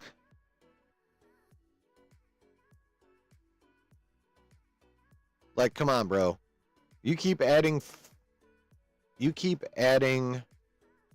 Hulks like this, you're getting a World War Hulk movie. Like, there's just no doubt about it. At least in my mind. I don't see any reason for them to not do that if this is accurate. Right? What do you guys think?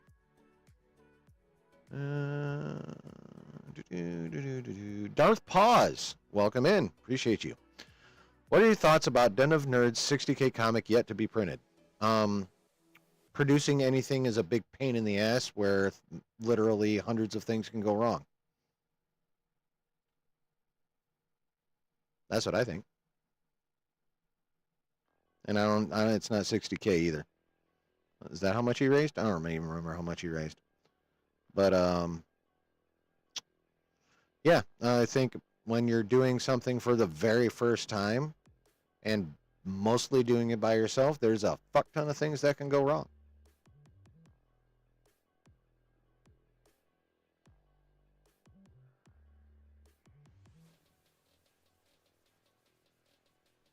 I mean, just imagine trying to take on a project that big by yourself, for the most part.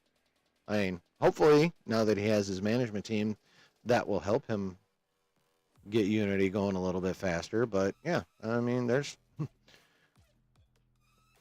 things can get nuts behind the scenes. So that's my thoughts. How much Hulk stuff can they do? Is he fully free from Universal? That is a good question. Let us consult Goggle. Does Universal still own the rights to the Hulk?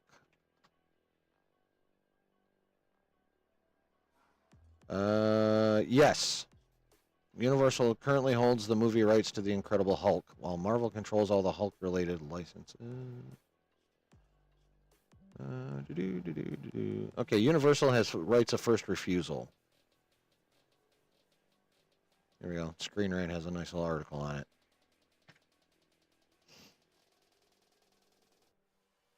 which was updated just this past February. Okay, cool. Despite the popularity of Ruffalo's Bruce Banner, messages have been mixed and blah, blah, blah.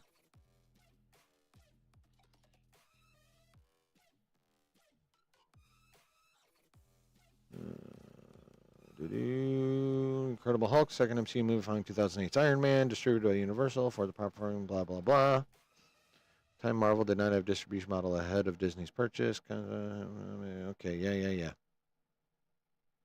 All right, well, Marvel Studios has always been able to develop MCU projects involving Bruce Banner's Hulk. Universal has first refusal for any projects. This means they'd get a larger chunk of the profits if Marvel were to produce any sequels to The Incredible Hulk or solo projects with Banner as the lead. This explains Hulk's limited role in the MCU compared to his fellow Avengers, though it's unclear if this distribution deal is still in place or if the rights have reverted to their original ownership. According to an SEC filing in 2006, it's confirmed that Universal agreed to distribute The Incredible Hulk and any sequels under the same terms of Marvel's deal with Paramount, its other distributor at the time. Universal's agreed to distribute blah, blah, blah, same terms as those, blah, blah, blah. To that end, the referenced SEC filing with Paramount laid out the terms of distribution within an initial 15-year period. As such, this suggests that the distribution rights for The Incredible Hulk would be set to revert to Marvel in June of 2023, based upon the movie's June release date in 2008. However, public comment has been made, and recent comments from MCU leadership and Hulk actor Mark Ruffalo haven't cleared things up either. So,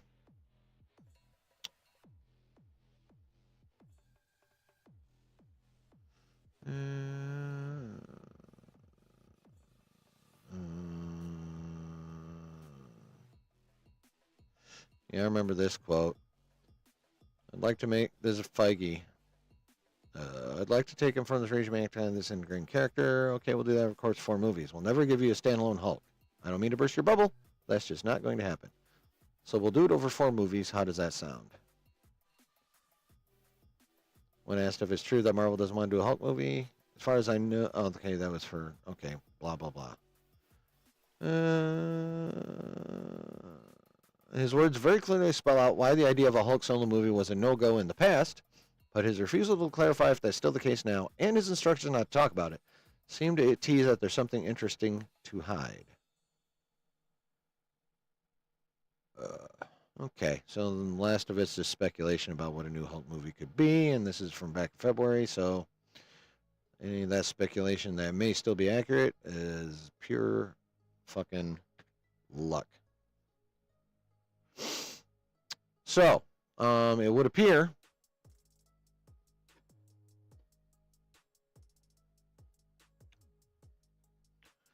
that at least at this point in time, even though it looks like maybe Marvel got the rights automatically reverted back to them last year, if they didn't, it looks like they can do to a point whatever they want with Hulk. They would just have to fork over a lot more money to Universal, which of course Disney themselves are not going to want to do. So now, does that preclude a World War Hulk movie?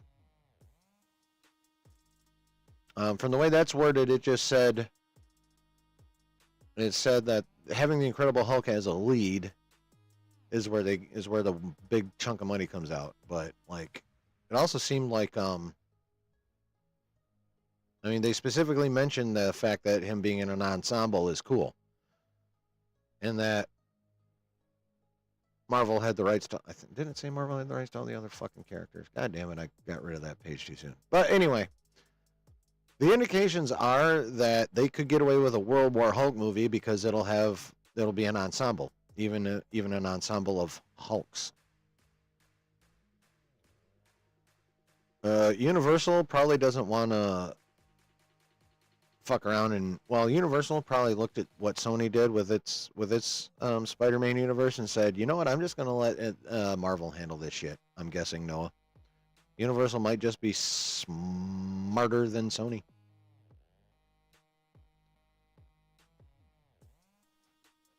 World War Hulk would definitely be something good if done well, but I don't trust new Marvel anymore. Well, Darth Paws, just wait till next year. In the theater.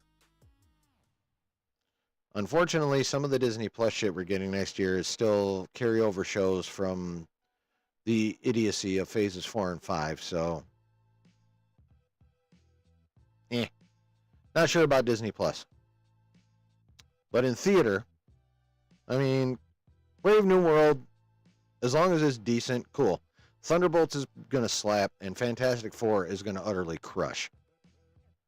So,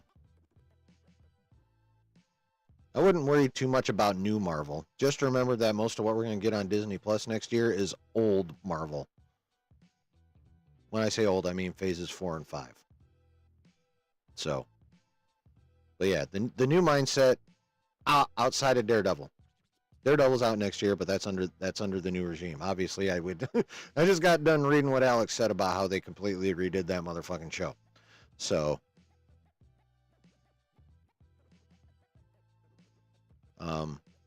new Marvel, you should be looking forward to. The other shit we're getting on Disney Plus next year that came from Phase 4 and 5, I mean, that's going to be what it's going to be. We'll see. We shall see. Oh, Brave New World is not going to make money.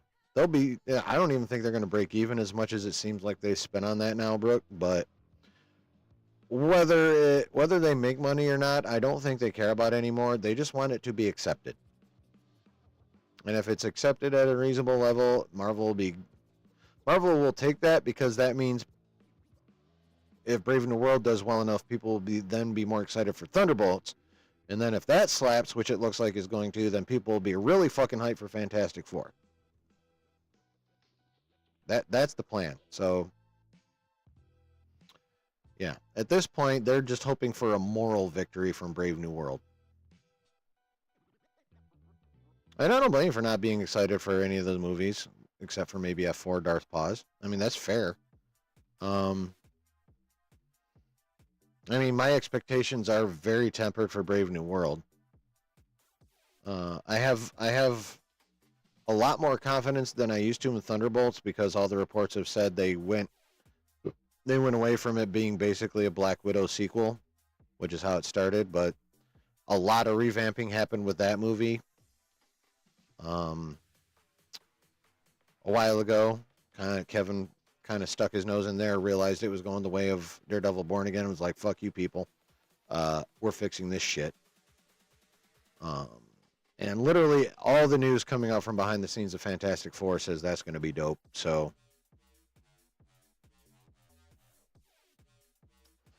I'm not saying get excited, Darth Pause. I'm saying worry less.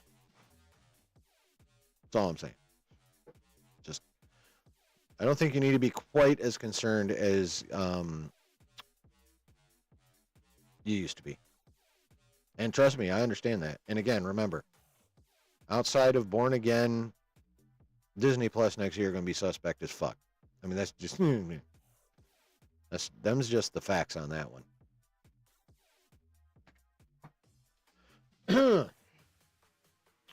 Right. Okay, yeah, we left off on the Fix-It thing. Will Mark Ruffalo come back in a project? Ruffalo? Why do I keep calling him Ruffalo? Whatever. Will Mark Ruffalo come back in a project before Doomsday? Many say Brave New World, but mostly I think he'll be in Fantastic Four or Thunderbolts. He's not in any of those projects. Yeah, the only project it would make sense for him to be seen in out of next year's cinematic features is Brave New World. But yeah, I'm not surprised to hear we're not going to see him till Doomsday. Is there anything for me to look forward to as a fan of She-Hulk in the MCU? She'll be back. Yep. In Doomsday to get her ass beat by Doom or one of his minions. Or a couple of his minions. Okay, just one question about Ironheart. Does Ironheart leave the door open for future appearances of Parker Robbins, the Hood, in the MCU, or he's more like a one and done like Alden Ehrenreich's Ezekiel Stane? Alex says, my only advice, don't make deals with the devil. It's not worth it. All right, so looks like the Hood is a one and doneer in Ironheart.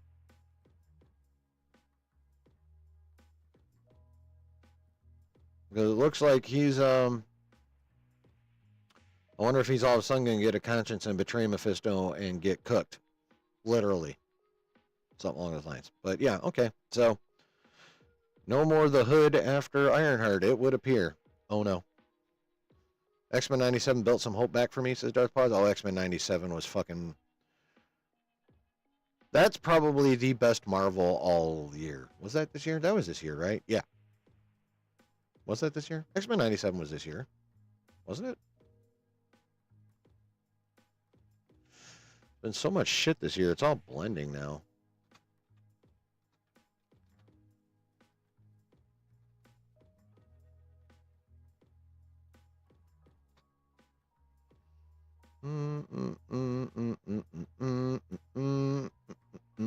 When did you perform? When did you fucking premiere, bitch? When did you? March this year. Yeah. Okay, cool. So yeah. That was probably the best Marvel, at least for me, that I've gotten this year.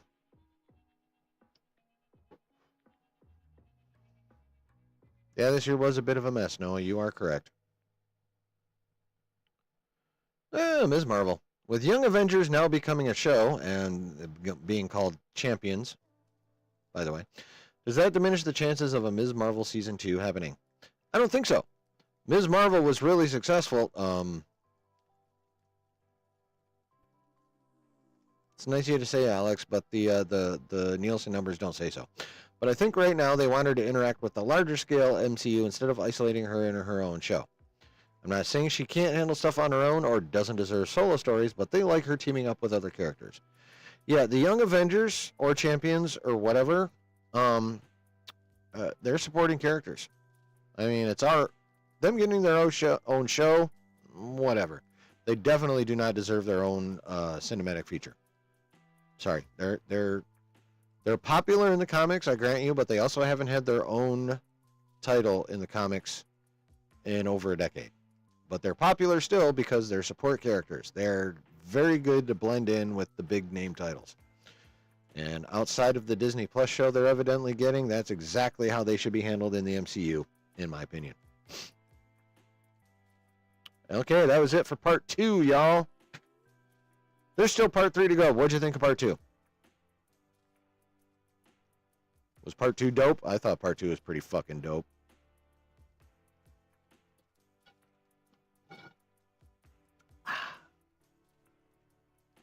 Lots of fun shit in there. Fucking Grey Hulk, are you kidding me right now? And again, if we're getting Grey Hulk and we're getting Amadeus Cho at least introduced, yeah, we're plus we already have Ross, who is not going to be dead at the end of this movie, by the way. And then the return of some form of Savage Hulk, possibly a Maestro Hulk. Oh, we're getting a fucking World War Hulks movie. If we're not, I don't understand how with all that shit. X-Men 97 has been the best Marvel in years, not just this year. I mean, on Disney Plus, yes, that is true. I agree with that. Outside of Loki season 2. Although, yeah, I think I do like X-Men 97 even better than I liked Loki season 2. Noah says, I think Marvel is known for making their side characters main characters, though. Look what they did with Agatha. Well, Gunn really succeeded with Guardians. But then when they tried that through phases 4 and 5, it didn't really work so well. Agatha, like Guardians, is the exception, not the rule.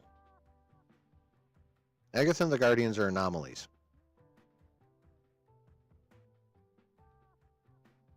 And they also introduced Agatha under a bigger name, like they should have, with WandaVision, underneath the Scarlet Witch and Vision. So that also helped her a little bit.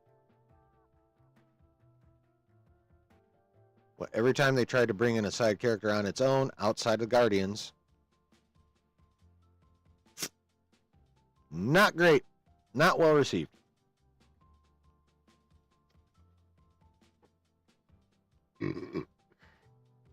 So, yeah.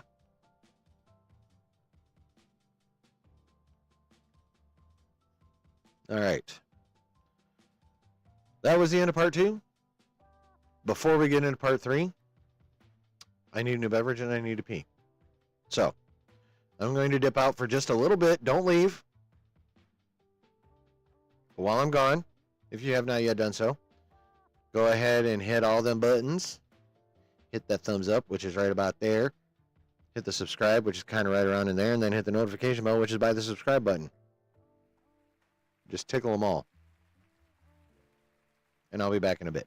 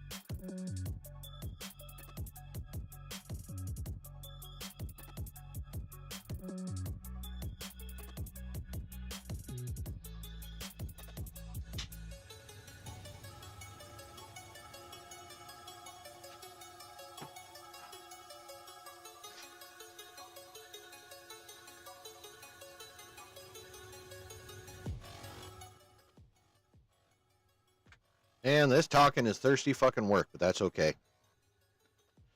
I love doing it, obviously, or I wouldn't fucking do it. Some might say I love the sound of my own voice. I don't know if I'd go quite that far, but I do love to, speak on things. I don't think it's because I enjoy how I sound.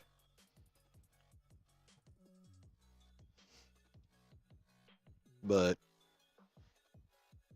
I just like to blab, I guess. I guess that's just the way it is. I like to blab. Okay. I have fresh beverage. I have an empty bladder. Got about 3 hits of my doobie in, so let's roll on with fucking part 3, baby. Y'all ready? Do I like Skeleton Crew? Yeah, I enjoy Skeleton Crew. I think it's a decent show. Um, it is. It's nothing that's gonna like be like, woo, Star Wars is back. By any stretch, it's nowhere near that quality. It is, however, it's fun. It's a fun show. I'm entertained by it. I think God damn it, why can I never remember? John Watts. I think John Watts and his co-creator have, at a minimum, built a pretty decent mystery into this show. You know? So, I think that's mostly what's keeping me going. And, of course, being a Gen Xer, all the 80s vibes, you know, they smack me around a bit more than they probably would, you know, people of different generations. So, I enjoy that, too. But, yeah, it's not like super peak. It's not super peak Star Wars. It's not even super peak entertainment. But it's fun.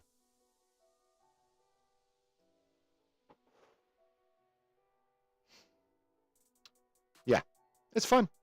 That's pretty much all I can say about that. All right.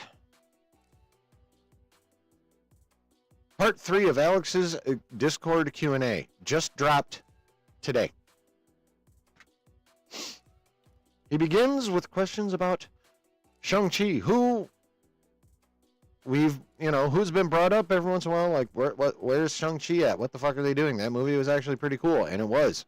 That movie was one of the bright spots of Phase 4. I think that's a widely agreed upon sentiment. Chat, what do you guys think? Shang-Chi was one of the bright spots of Phase 4?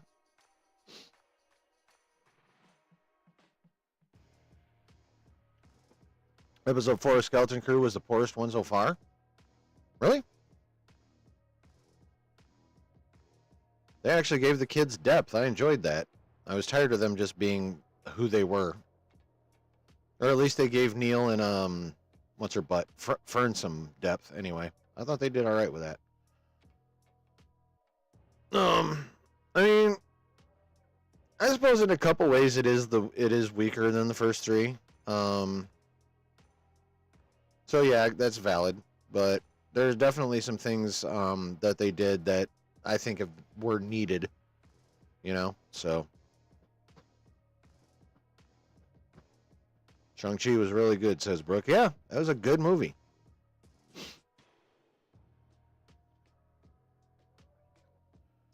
The poorest one when there's Kenobi and Boba Fett? No, he meant the episode 4 was the poorest episode of Skeleton Crew to this point. And really those two neither of those two is the poorest show that Lucasfilm has put out on Disney Plus. The poorest show is The Acolyte. That's okay. It happens, bro. Ain't nobody mad. I just wanted to clear it up. That's all. But yeah, Acolyte is the poorest Star Wars Disney Plus live action show. Probably their poorest show they've put out in whether live or animated, actually. That show is complete and utter garbage. Okay, maybe not complete. The saber battles in episode 5 were cool. But yeah, it's like 98% garbage.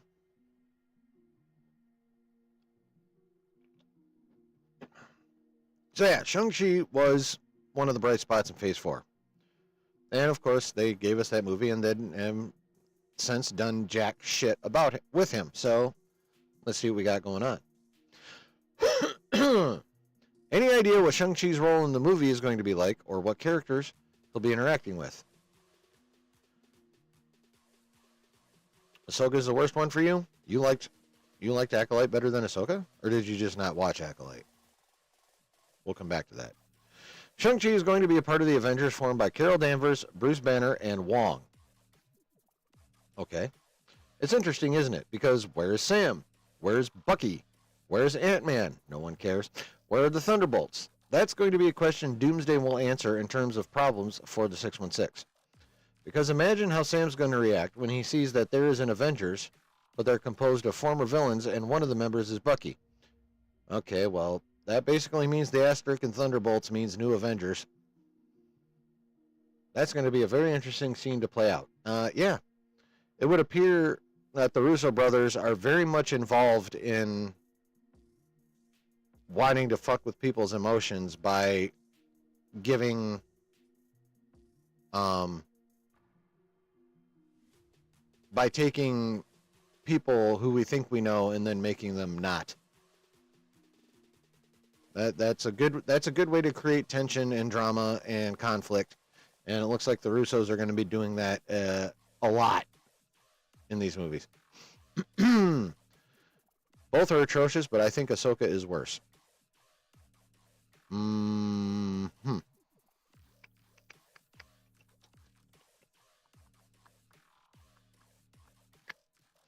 I'm gonna have to just disagree.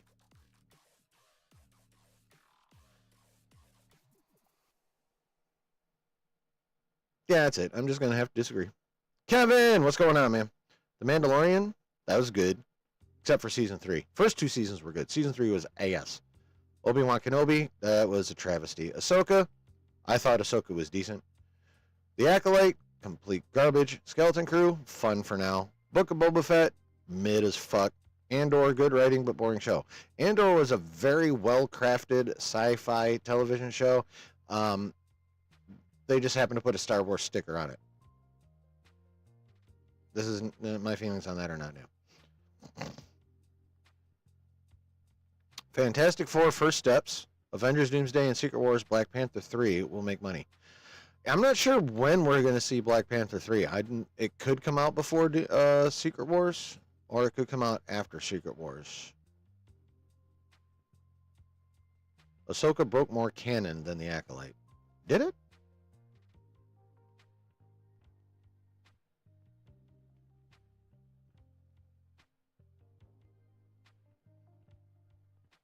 That was one of the, that was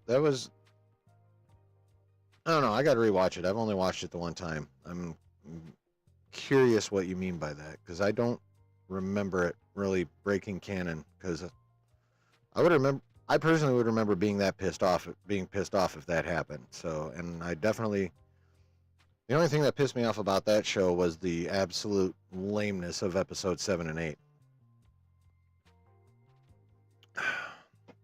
Oh, you're probably talking about Sabine, aren't you?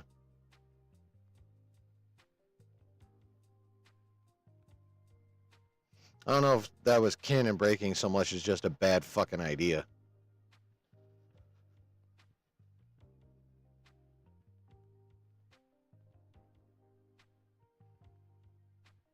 The Acolyte broke many people because how awful it was. That's fucking true. One man's trash is another man's treasure. I mean, yeah.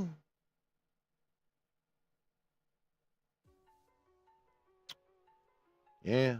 Mufasa the Lion King will at least break even. I don't know about that.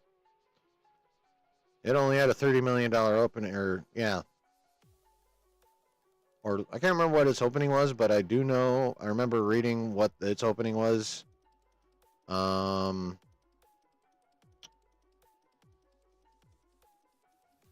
it was a third of what the live action Lion King's opening was. Right around there. I don't even know if it'll get 500-600 million. It might. Well, probably. I don't even. Well, I don't know about 6, but it'll probably do 5. Anakin walking around a time travel portal. Oh, the World Between Worlds. That's not canon breaking. That was Dave's invention in Rebels, but that was not canon breaking. Thrawn being changed. I mean, depends on how picky you want to get. Yeah, if you consider the EU discarded canon, which many people do, then yeah, you got a point. Thrawn got nerfed a bit. I'll give you that. Sabine using the Force, well, her using the Force doesn't break canon. Her being able to use it that well, that fast, I don't know if that's canon breaking so much as just stupid.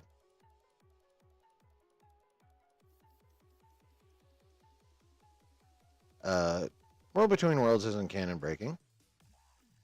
There's never came up under George's stuff, so there's no way it can break canon.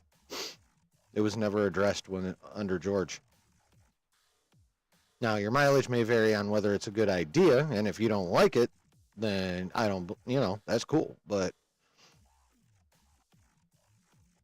that nothing even remotely like that was either established under George or shunned under George. So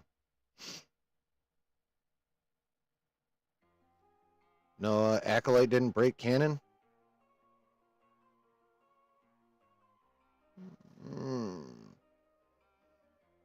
No. It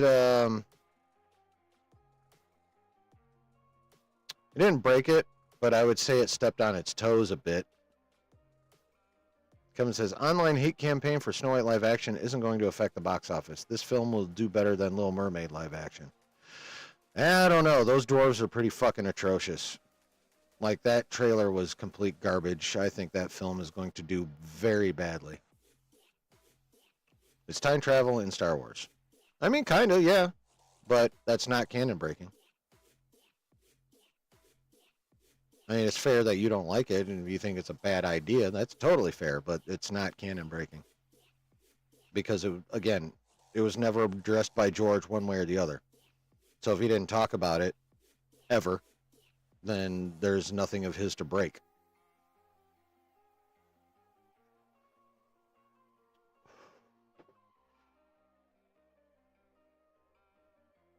But yeah, if you don't like it, that's cool.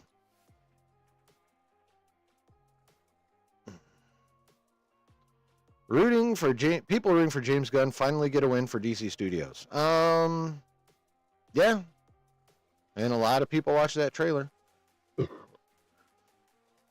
The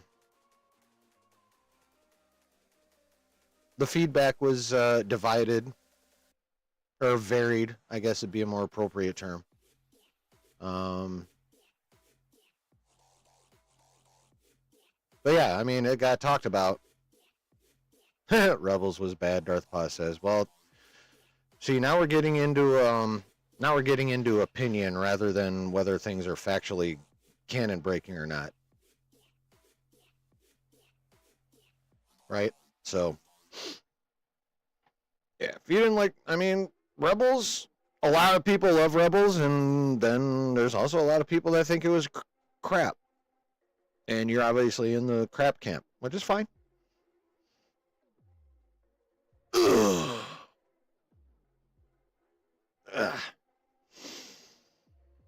Acolyte may not have broken canon, but it broke hearts. That's for fucking sure, David.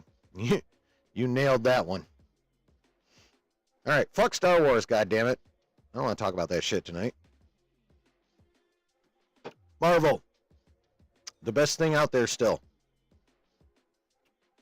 I mean, Superman's got potential, but we won't find out till next July.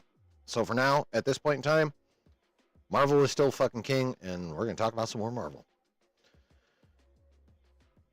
All right, where were we? Okay, I'm going to start with the answer. What's Shang-Chi's role going to be? Shang-Chi is going to be a part of the Avengers formed by... Oh, yeah, that's right. We were talking about the Russos going to be using the appearances of people and their actions to fuck with other people. Yes. Any idea on Shang-Chi's sequel? Is it still happening? If so, has the delay been due to the Avengers 5 being reworked? Alex says, I know Destin has ideas for a Shang-Chi sequel, one of which has to do with the Atlas Foundation. Shit, I'm going to have to look them up. And it's not really due to Avengers 5 or Spider-Man 4. It's just not the right time yet. Well, it also doesn't help that he's directing Spider-Man 4. It's going to be kind of hard for him to work on Shang-Chi when he's in the middle of directing Spider-Man 4. Dune is the best thing out there right now. Cinematically, yeah, but, then there's next year. We shall see. What does Shang-Chi's future in the MCU look like now that the focus of Phase 7 seems to be on the Fantastic Four and mutants? Who said it was just going to be about mutants? Actually, no one did. Sure, the main focus of the saga will be the introduction of the mutants, but that doesn't mean it's the only thing coming up. Oh, yeah, definitely not. Just like the multiverse saga had other stories detached from the multiverse, so does this next saga. It's going to be a good saga for fans of the cosmic side of the MCU with Nova and Eternals. and we're going to end up talking a little more, excuse me, a little more about Nova here in a little while. And there's going to be a lot of fun supernatural stuff as well with the Midnight Suns. I'm looking forward to getting more supernatural side of Marvel. It's going to be interesting to see if Feige asks Sony to be able to bring Morbius in, because Morbius was on Midnight Suns. In the comics, he's actually pretty, him and Spider-Man interact a bit, so it'll be interesting to see if Kevin wants to bring him in and do him right, or attempt to do him right. Yeah, I'm looking forward to the supernatural stuff. I mean, we're getting rumblings of Ghost Rider. Obviously, we've got, Mephisto supposedly in Ironheart. Now we got rumors of him being in Spider-Man. Supernatural side's going to pop a little bit. I mean, we already have Doctor Strange. He's in the Midnight Suns in the comics. Blade is supposedly going to start filming next year, finally.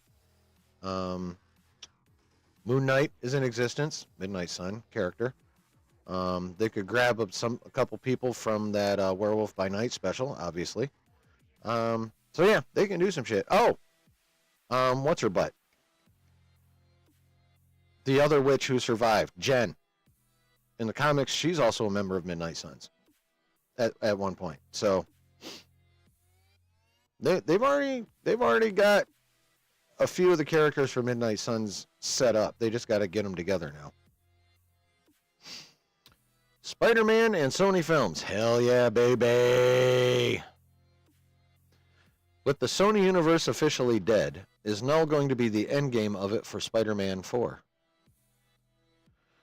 The death of the Sony universe was an exaggeration. Sony will never in a million years let go of the Spider-Man IP. Fucking thank you. Christ, the people who think that's a possibility. It's fucking not going to ever happen. The only way is if the company gets bought out, or the rights get bought for an exorbitant amount of money. Well, they're still not going to sell the rights because no amount of money is worth what Spider-Man can bring in when done well. See No Way Home. See Far From Home. See how popular he is in the Avengers movies he's in. But I'll tell you this about Null. I still believe we're going to get to see him in Spider-Man 4. Too many pieces are falling into place at the same time. Okay, while we're on the subject matter of the endgame for Spider-Man 4, a lot has clearly transpired over the last few days or weeks when it comes to what the plot of this film is. Ooh, we got a nice long answer about this shit. I'm so excited. Anyway, Doom, Mephisto, Ghost Rider, Null, Venom, Daredevil, etc. We need to focus on the primary fact that while I can trust my sources and trust my reporting, many of those of you reading won't believe it until either the studio or trade confirms it. I mean, that's fair. It could be all of those or it could be none. What I can tell you is what I've been told from my sources. And what I have been told is that both Marvel and Sony want this film in particular to be a team-up movie in the way that Marvel produced Deadpool and Wolverine. Interesting. And that the end goal here is to recapture that same magic and team-up dynamic, but switch out Deadpool and Fox for Spider-Man and Sony.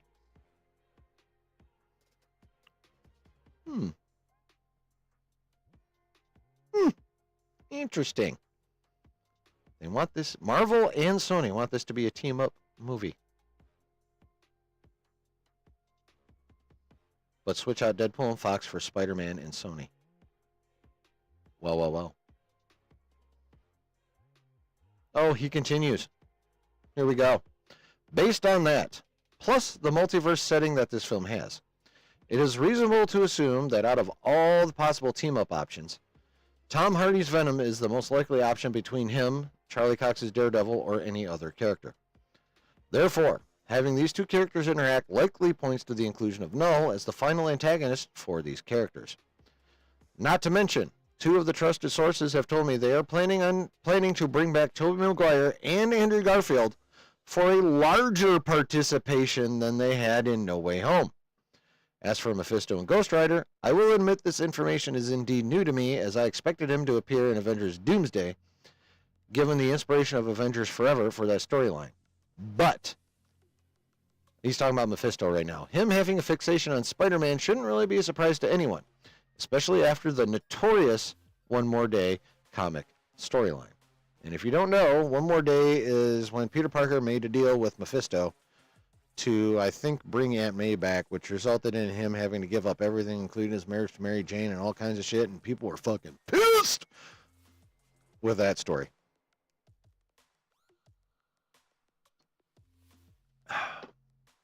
So it would appear Alex is still leaning more towards symbiotes than demonics happening in Spider-Man 4. Although if they do it right, there's plenty of room for both. Plenty of room for both. But yeah.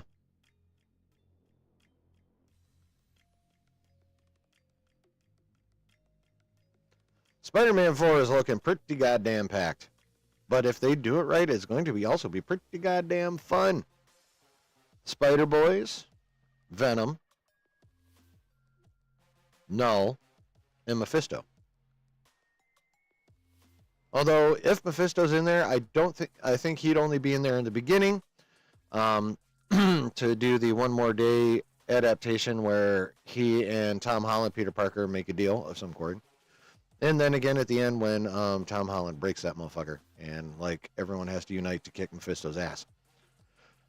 Of course, then there's Null as well, so who the fuck knows? But there are ways. Hell, Null could kick Mephisto's ass on his way in to try and get to Venom. All right.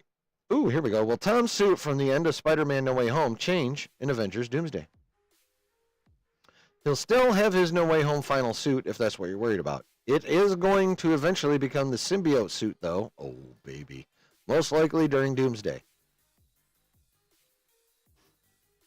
Fuck yeah. Are there any heroes and villains you expect Spider-Man and Venom to come across in their battle against Null and the symbiotes? I do like the idea of Willem Dafoe returning, but not as Norman. Rather as the voice of the Goblin in Peter's mind, haunting/taunting him for what happened in No Way Home. That would be when, spoiler alert, that's when Willem Dafoe's Green Goblin killed Aunt May. But as I mentioned before, Tobey Maguire and Andrew Garfield's Peter Parker are expected to return. Speaking on Multiversal Spider-Man, here we go.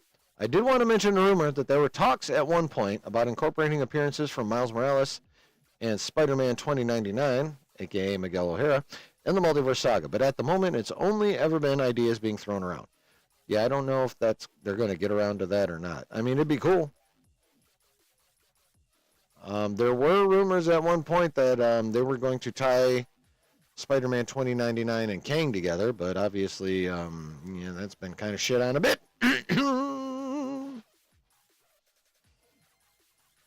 But yeah. There was a time a while back when I asked about the new Guardians of the Multiverse and What If, and you said something about Spider-Man. Is this something you still believe, or was that something else, and he won't be on the team in What If Season 3? Stay tuned and watch. Really?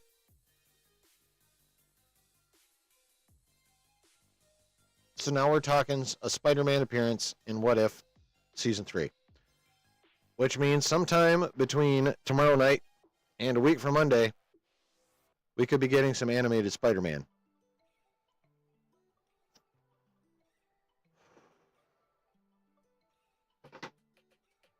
Oh my. And people out on the interwebs keep talking about how chunks of What If Season 3 are going to finally tie directly into Doomsday and or Secret Wars. At least Secret Wars. In the conclusion of the Multiverse Saga. I wonder what they could be setting up. I honestly have no idea. That's like a literal question.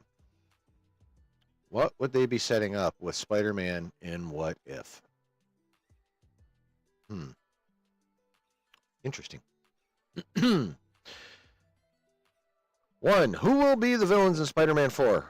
First half, if the beginning and first hour street level grounded, besides Null, Venom, and RDJ Doom in the second half being multiverse. Scorpion, Prowler, Shocker, Vulture. Yeah, no, there's no feasible way to know that at this time, and anyone who says otherwise is lying. Well, I just saw something earlier that we're going to be getting another member of the Serpent Society. Let me see if I can find that. Give me a minute here.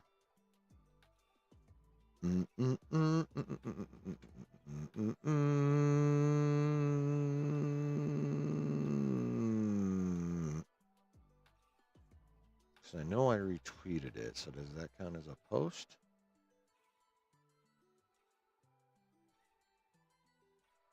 Oh, here it is.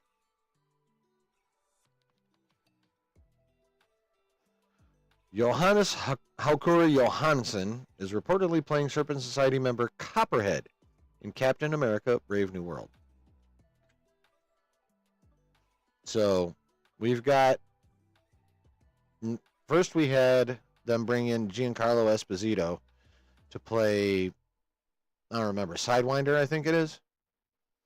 And now we've got this guy. So now we're up to potentially 2 members of the Serpent Society in Brave New World. Interesting. I don't know why I was bringing that up in terms of Spider-Man. I'm a silly bastard. But it just made me think about the fact that they're adding another kind of side villain into a movie.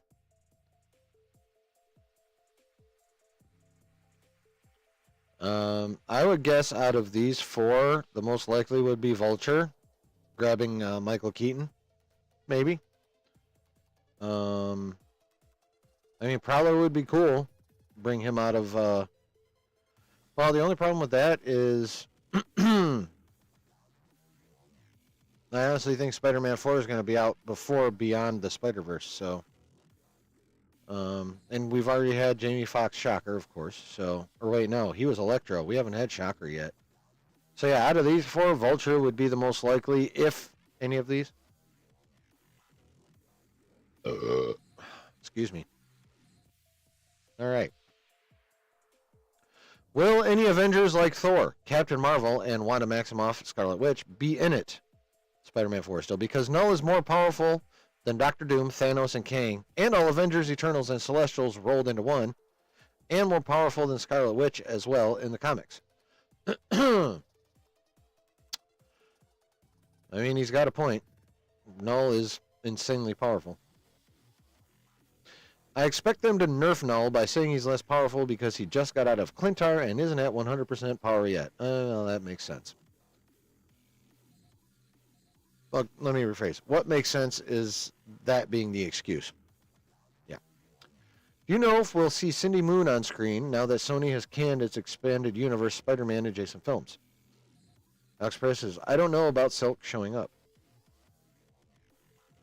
Do you have any insight on the future introduction of Gwen Stacy in the MCU? I heard she was being planned to be introduced as the new female lead for the trilogy a while back while Peter entered college and replaced Zendaya's MJ for a bit, but that was a while ago. Well, according to Snyder, Zendaya's role in Spider-Man 4 is going to be greatly reduced due to her, frankly, insane filming schedule next year. She's got, allegedly, Euphoria Season 3, she's got that Nolan movie, she's got Dune Messiah, and Spider-Man 4. And I think one other that I can't remember, but I'm not 100% sure about that. So yeah, that skinny little bitch gonna be busy.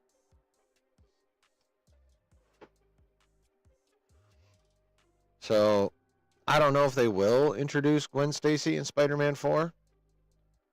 But given the fact that Zendaya's filming schedule is really fucking with how much she can be in Spider-Man 4, I would not be surprised. I'll just put it that way. I don't know what the odds are. I just know that it wouldn't shock me. All right. I was wondering, since Daniel RPK said that there would be more than one villain in Spider-Man 4, and a while back you said that more symbiotes would appear. So Spider-Man 4 shaping up to sort of resemble a live-action version of the Web of Shadows game, with a symbioticized New York, symbioticized villains, etc., with Null as the main antagonist. Thank you for your time. I can't answer that at the moment.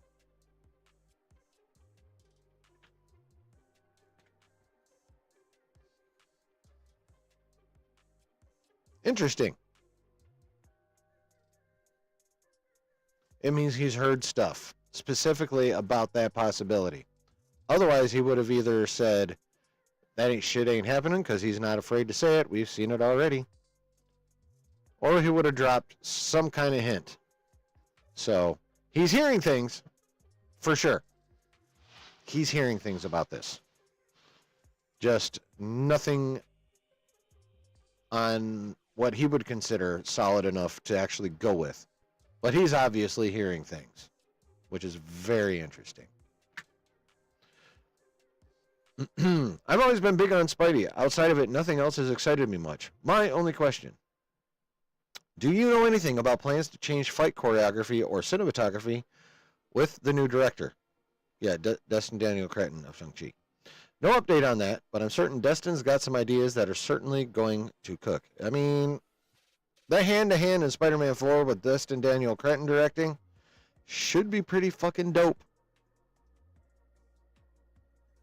Should be pretty fucking dope, I would say. I think that's a safe thing to say.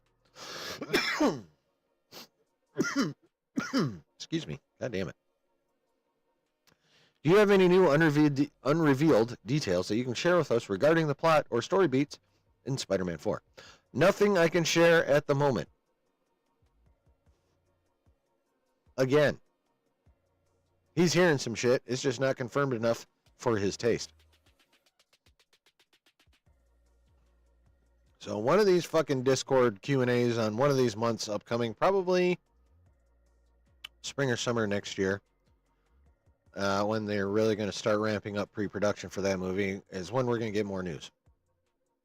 We'll get clarification on what he cannot share or answer at this time. But he's hearing shit. It's obvious he's hearing shit. Any idea on how much of your Friendly Neighborhood Spider-Man Season 2 is completed, and if Marvel knows when they want to release it? No update on that either. I mean, that's fine. I mean, Season 1 does come out next month, though. That's the first thing we're getting next year is Season 1 of Your Friendly Neighborhood Spider-Man.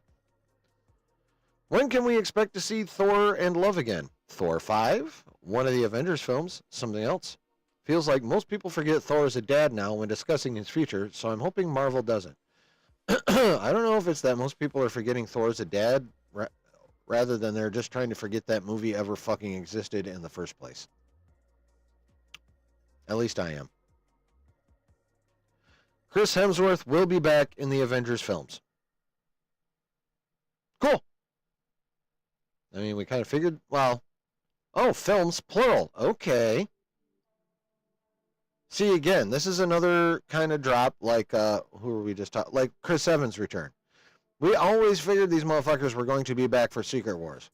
But now this is another one where it ended up, where it's going to be both.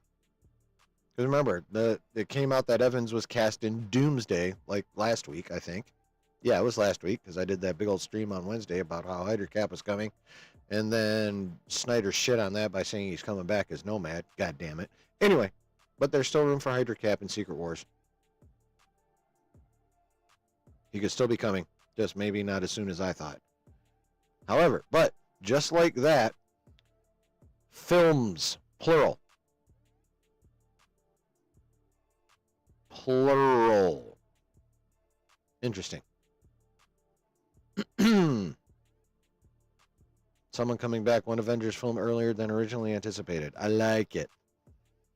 Which also lends itself to the fact that we could be getting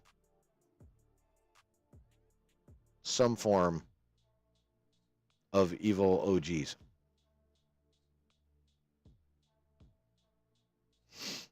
Blah, blah. Here we go. X-Men and Mutants. Fuck yeah, let's do this shit. How exactly will the new additions to the main universe after the multiverse reset, like the Fantastic Four and the X-Men or the Shi'ar Empire, be handled? I can't comment on those at the moment.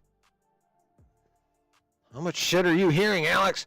I just know they want to use the Shi'ar in the MCU. Oh, please. You have to give us Shi'ar with the X-Men. You have to. They're such a big part of our well-loved X-Men animated show. Zzz. Shi'ar are a requirement when you're dealing with the X-Men. Damn, where's everybody going? This is some good shit, people. Where are you going? Do you have any idea what roster of original Fox X-Men will be in Avengers, since there's so many? Charles Xavier and Beast for sure are in it, of course. I heard we're getting Tatum's Gambit as well. Outside of that, not 100% sure yet. Really? They're breaking down and we're getting more Tatum Gambit? I mean, there was that deleted scene that they released, which showed him about to hop in a portal right before Goliath gets there. So, well. Oh, well.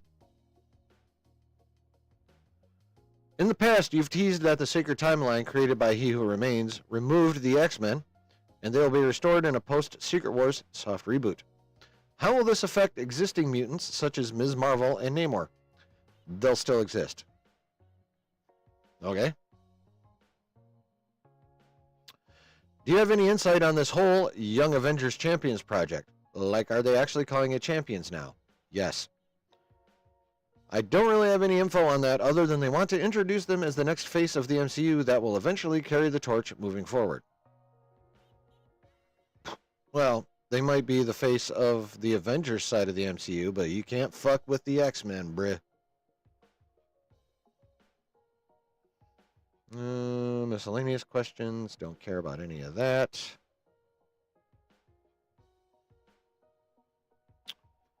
Do you think the MCU will ever do Elseworld movies like DC? It's not that far off. Really. It has been explored, but not sure if they ever plan to do it. Kind of hope not. Do you expect the conclusion of the Multiverse Saga is going to be good like Infinity Saga? I'm certain it will be.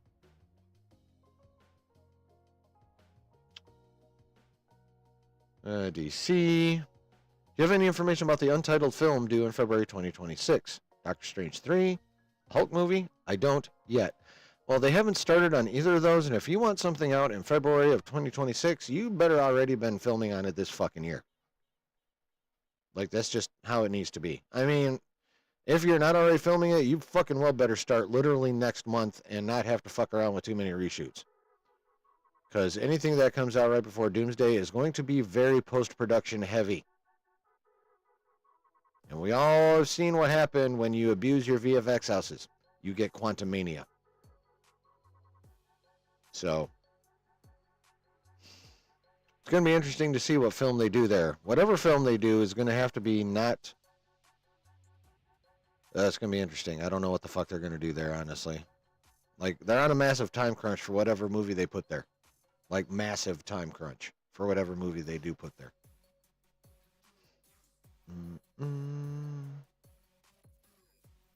Any chance we get the Great Lakes Avengers somewhere down the line? With Mr. Immortal and She-Hulk, I feel like it's a possibility. No clue. Well, I fucking hope not. That's going way too far outside of the lines, in my opinion.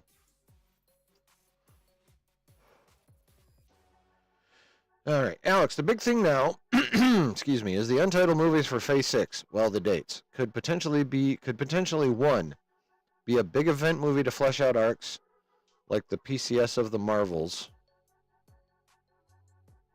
whatever that is, with OG Avengers 6 being variants in Foxverse and a mini Avengers vs. X-Men adaptation with a twist. Kind of another Incursion Wars type movie since Secret Wars is one movie. We'll see, but I don't know because everyone's getting ready for Doomsday. Phase 7 and 8 feels like building with each side of the MCU having standalone stories. You believe each corner is having their own build-ups for mini big events? Yes. Good. That's the way you're supposed to fucking do it. Can't think of any pressing questions. Maybe you could just give us a small but exciting tidbit. Happy holidays. Oh, here we go. Sure, let's end this with a bang. Marvel Studios has been trying to get the major players of not only their own movies, but also previous Marvel legacy films to show up and role in these next couple Avengers films. And nothing and no one is off limits. I mean, that's not really new. No, nor formats either. That's also not really new. We always thought some parts of some characters in What If were going to make their way into Secret Wars, right? As for the future beyond the Secret Wars, the countdown to annihilation begins. Annihilation? Really? Holy shit. Now, let's remember. This will make sense. If y'all remember when some of the first news about the Nova show that they're going to make is coming out, one of the earliest things to come out about that was that the main villain was going to be Annihilus. Now, a lot of people reacted like, why in the fuck are you introducing one of the biggest, most powerful villains in the entire Marvel universe in a goddamn Disney Plus show? And that's a valid fucking question. And here's your answer. The answer is you're introducing him in a Disney Plus show to give us a taste of how fucking badass he is before you bring him into bigger shit. So obviously, and like he should be, Annihilus will not be a one and done. But evidently, he's going to play a rather large part at some point in the Mutant Saga. Holy fuck. Annihilation will probably just involve cosmic Marvel characters. Yes, probably. But, you know, we're getting the Fantastic Four in there. Mutants can be goddamn cosmic if they want to, especially when you involve the Shi'ar. They're bringing in the Nova Corps, very cosmic. Still have the Lady Marvels. They're all cosmic. I mean, they're not completely free of cosmic characters even at this point. They're just adding more. So, lots of toys in the cosmic toy box and more that can be introduced. Yeah, he's from the Negative Zone. Annihilus is interesting. Annihilus is very interesting. I'm going to have to go back and I gotta go back into Rob's channel and watch his videos on the Annihilus event. Do a little research, maybe make a video myself. But fucking Annihilation. I don't know massive details about it, but I know it was a humongous event that resulted in a shit ton of chaos galaxy-wide. If not universally wide. So, that's fucking dope that he dropped that. That's huge. That is fucking huge. I should have put Annihilus on the thumbnail. God damn it. Maybe I'll redo that bitch. Probably not, though. I'm lazy. But fucking Annihilation. Holy shit. He was in the Earth's Mightiest Heroes cartoon? Alrighty then. Cool. So while I know next to nothing about Annihilus, I know enough to know that that's a big motherfucking deal. I wonder. They've actually got a fair amount of cosmic shit that they have to deal with. Obviously, they're dealing with part of the aftermath of the Eternals in the form of Tiamat Island in Cap 4. But they still have to deal with the Celestial dipping out by saying, we'll be back and judgment will be passed, or whatever the fuck he said at the end of that, the Eternals, which is a humongous storyline in the comics, Judgment Day, which involves the Celestials coming back to Earth. It involves the Eternals realizing that mutants are technically descendants of the Deviants, so they're going to be going after the mutants. The Celestials are going to be coming after Earth. So, yeah, we're talking major crossover event involving pretty much fucking everybody. And that's already been set up at the end of Eternals. And will be very doable now that Kevin has basically the entire toy box and everyone he's going to need all under Marvel Studios to do that event. And then now fucking Annihilation as well. Holy shit. Fucking Mutant Saga is going to be packed, bro. Plus the supernatural side. Plus the Earthbound side, which is still your Avengers. And a fuck ton of mutant activity. The mutants are everywhere. They're on street level stories. They're on big planet events. They're in big cosmic events. The mutants are going to be the glue that ties all of it together. The Avengers, the cosmic side, the supernatural side. All of it. It's going to be fucking gorgeous, people. Oh my god, I cannot wait for this next saga. Oh my god, I cannot wait for this next saga. Off to bed, David. All right, man. Happy Christmas and New Year, everyone. Thanks, man. Well, we're gonna be. Let's just address that real quick. Show notes. Okay, so next week, obviously Christmas is Wednesday. I ain't fucking streaming. We're still gonna do Tuesday night. Actually, I don't know. No. Here's how I'm gonna do this. Tuesday's Christmas Eve. No watch party for Skeleton Crew that night. Wednesday's Christmas. No stream that night. Thursday. Since both Skeleton Crew and Creature Commandos have short episodes, we'll just double up on those two Thursday night for our Thursday watch party. And then we'll do our regular Saturday night stream. That'll be a New Year's Eve. Obviously, that'll be the closest thing we'll have to a New Year's Eve stream. So I've been kicking around a couple of extra ideas for that. Obviously, we'll talk about whatever news happens next week, next Saturday. But it's also going to be technically the New Year's Eve stream, and I got a couple ideas to play around with regarding, like, you know, summing up the year and that kind of shit, right? So that should be pretty fucking fun. And then we'll probably do the same thing, same basic schedule the following week, because I ain't doing a fucking watch party on New Year's Eve. I sure as shit ain't doing a stream on New Year's Day. I ain't going to be in shape for that shit. You know, life begins again on Thursday night, so again, short episodes. We can do a double watch party on Thursday, and then back to the regular schedule the following Saturday night. So that's how the next two holiday weeks are going to go here in the basement.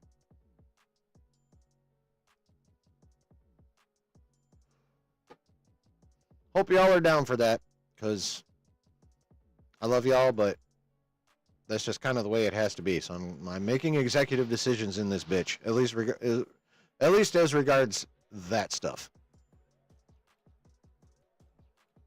So, and of course, I'll remind you. I'll probably throw something in the Discord or whatever, remind you all what's going on next week. So, yeah, only 2 streams the next 2 weeks, Thursday and Saturday. But then we'll be back to our regular, however many it takes to do. Well, we're always going to be going Wednesday and Saturday nights. That's the days. But we're going to have all this shit coming out on Disney Plus. I mean, both Creature Commandos and Skeleton Crew are going to be going past New Year's anyway, by a couple weeks. Your Friendly Neighborhood Spider-Man drops in January. Probably going to want to watch that. Yeah, it's going to be busy in the basement. Lots of things to watch, lots of things to talk about, lots of fun to have while we're all hanging out together, getting nerdy as fuck.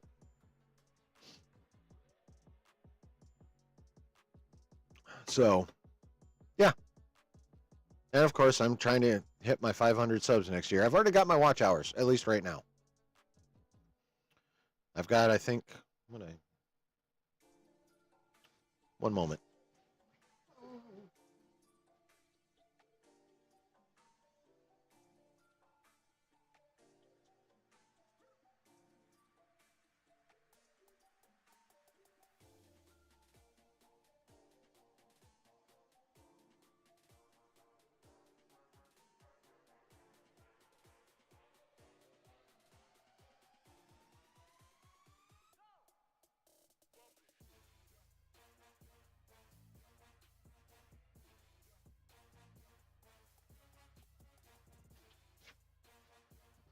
Yeah, to get the base level monetization, you need 500 subs and at least 3,000 watch hours in the last 365 days. Right now, I'm sitting at 3165. So I need to maintain that. I need you guys' help to help me maintain that, and then I need 260 more subs. That's all. So that's the goal for next year. I mean, it's going to be the next 2 years are going to be so goddamn busy. I'm going to be very, very pissed with myself if I don't find a way to at least get baby monetized. You know what I mean? Like, that's the goal. I mean, obviously, I'd love full monetization, but that's another 500 subs. I'll be happy to just get the memberships and the super chats, honestly. Although the membership shit I will probably not have set up like right away because I got to figure out how to get like emotes and all that fun shit and so I can tell you this much: when they are set up, I'm not going to be greedy. I'm only going to ask for like $1 a month for a while. If I somehow get more popular, then I might start to create tiers. But other than that, I'm only going to be asking for 99 cents. I can tell you that. I decided that a while ago.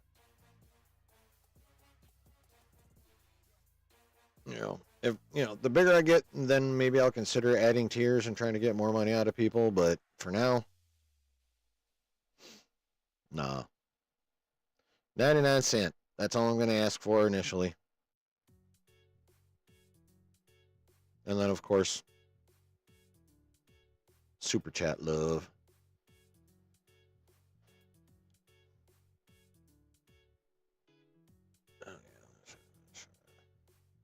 There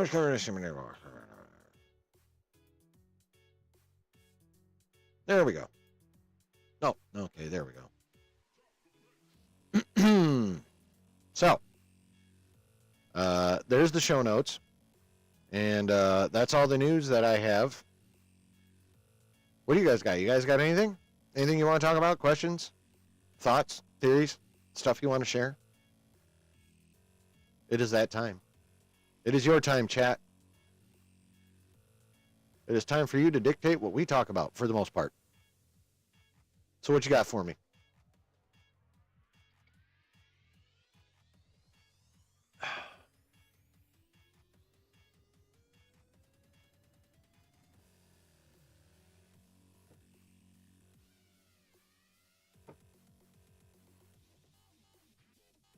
Chat.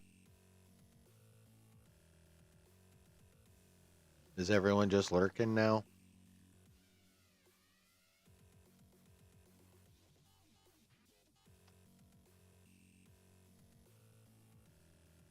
I mean, that's cool. If you guys are good, I'm good. I got weed to smoke, and I got shit I can watch. Brooke says, wondering how brutal they could make an X-Men film that has Annihilus as the main villain. His appearance legit seems terrifying. Considering he's an insectoid species. I mean,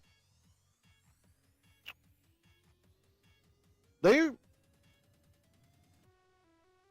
probably in an X-Men film, well, like a titled X-Men film, like X-Men whatever, will never, any event movie like that will never be rated anything harder than PG-13.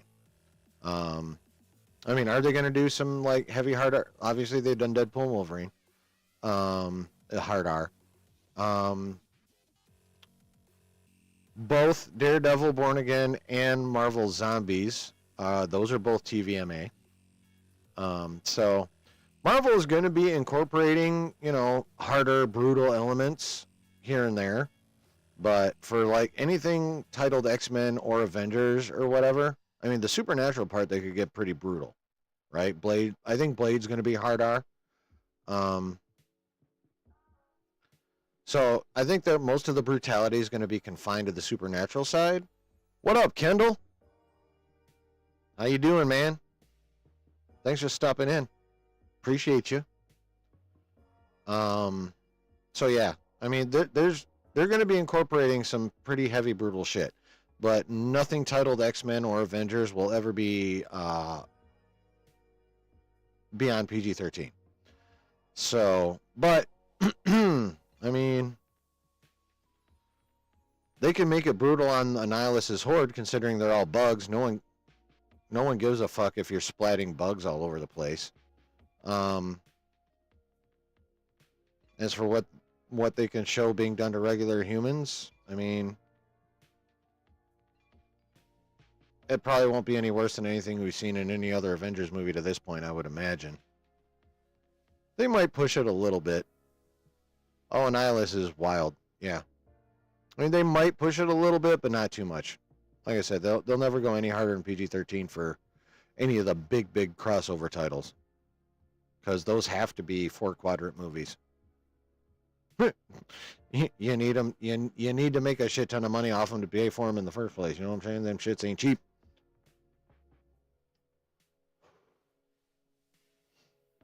So, Kendall, out of everything I talked about tonight, I want your opinion on this.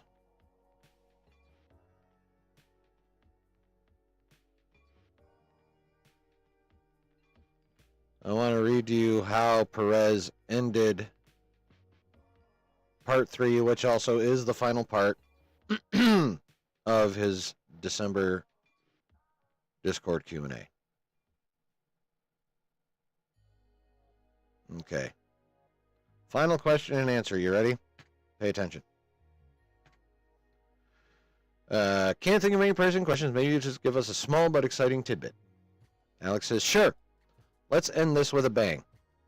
Marvel Studios has been trying to get the major players of not only their own movies, but also previous Marvel Legacy films to show up in a role in these next couple of Avengers films. And nothing and no one is off limits. Nor formats either. I mean, none of this is new. We knew they were always going to wanted to bring everyone back. We knew they were probably going to adapt some of the characters from the What If series into live action for the Multiversal Saga. Cool. But here's the kicker. You ready, Kendall? As for the future beyond Secret Wars, the countdown to annihilation begins. What say you to that, good sir?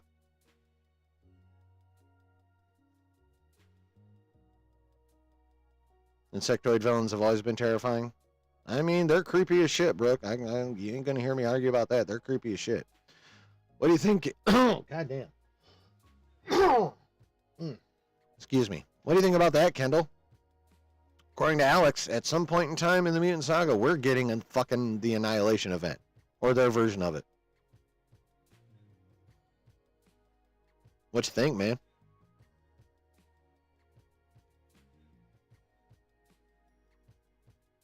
What do you think about that?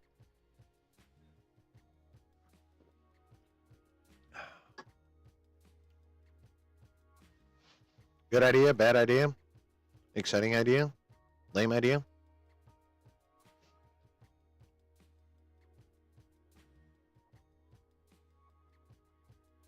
Need to know more about it? You're not too hip to that event? Right. I'm totally going to be watching at least Rob's video on it. I know he's got something on the Annihilation event in his channel somewhere. What little I do know about Annihilus is from the Hickman run of Fantastic Four. He's in charge of the negative zone. He's insanely powerful, and you don't want him in your goddamn universe. But from what I understand, the Annihilation event was monstrous. You know what? Let me just fuck around a little bit on Google, see what I can find out.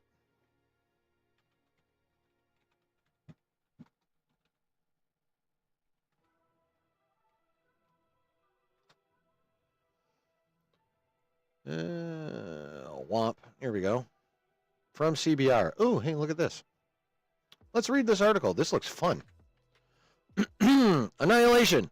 A complete guide to Marvel's universe-shaking war. All right.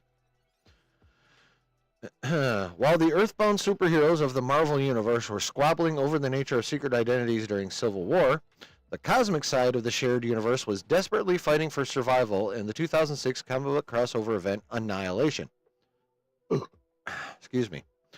Featuring an expansive roster of acclaimed comic book creators, each book followed the perspective of a different hero's reaction to the devastating Annihilation wave before converging in a core mini-series. Here's a complete guide, blah, blah, blah.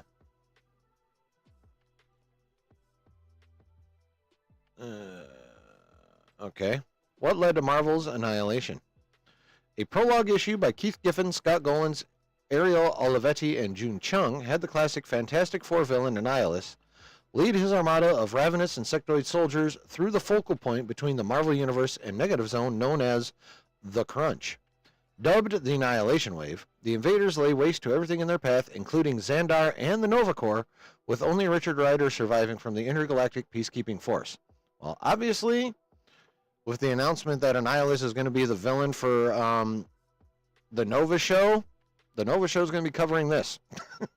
It would appear. Executive Judge, so it seems like more than one endgame level events will happen in different corners of Marvel after Secret Wars. Yeah, I think that's the plan. Along with a couple super massive crossover events with involving everybody as well. So yeah, it looks like here's our plot for the Nova show. The lead, that version of Nova in that show is going to be Richard Rider. So there's that. The prologue spun off into 4 separate miniseries, each with its own creative team and protagonist. Writers Dan Abnett and Andy Lanning were joined by penciler Kev Walker, inker Rick Magyar, and colorist Brian Reber to follow Rider as he inherited the full power of the Nova Corps and teamed up with Drax. Unless they recast Drax, they ain't bothering with that part of it. They'll be teaming him up with somebody else or something. Giffen and Chung teamed with artist Renato Arnhem for a miniseries focused on Silver Surfer. Ooh. As he leads his fellow former Heralds of Galactus to protect their estranged benefactor from the Annihilation Wave and keep the power cosmic out of enemy hands.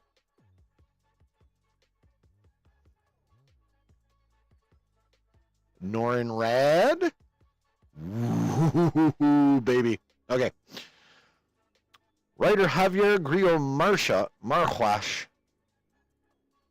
Yeah, I think that's right. Javier Grillo Marquash was joined by illustrator Gregory Titus and colorist Christopher Sotomayor to recount Super Skrull leading the Skrull Empire against the Annihilation Wave. Don't know if they're actually going to bother adapting that part of it. Finally, writer Simon Furman was joined by illustrator Jorge Lucas and colorist Dave McCaig to tell the tale of the disgraced Ronan the Accuser, facing charges of treason by the Kree before teaming up with Gamora after she inherited the power cosmic. Corey Petty would letter the prologue, Silver Surfer and Nova miniseries, and subsequent main series and epilogue, while Joe Caramagna would letter the Super Skrull and Ronan miniseries. Yeah, I don't know about the Super Skrull and Ronan shit being in part there. Okay, here we go. Giffen won the main event series, joined by illustrator Andrea DeVito and colorist Laura Villari.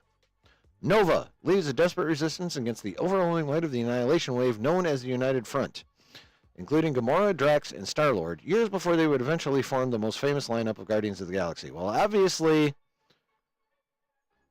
if this is, since this is going to be in the Reset MCU, we will not be able to consider when shit happened,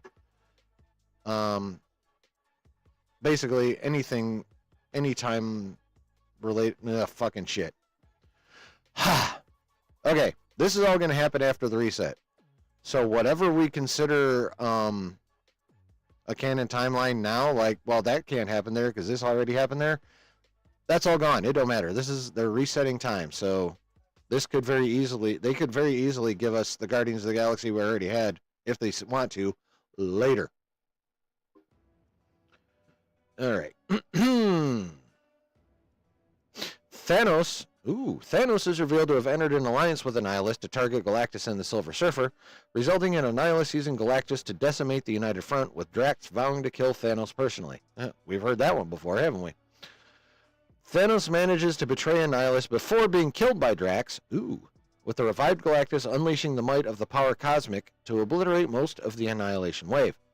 With his forces nearly wiped out and his list of allies growing thin, Annihilus fights Nova and appears to gain the upper hand until Nova acquires a pair of quantum bands, currently held by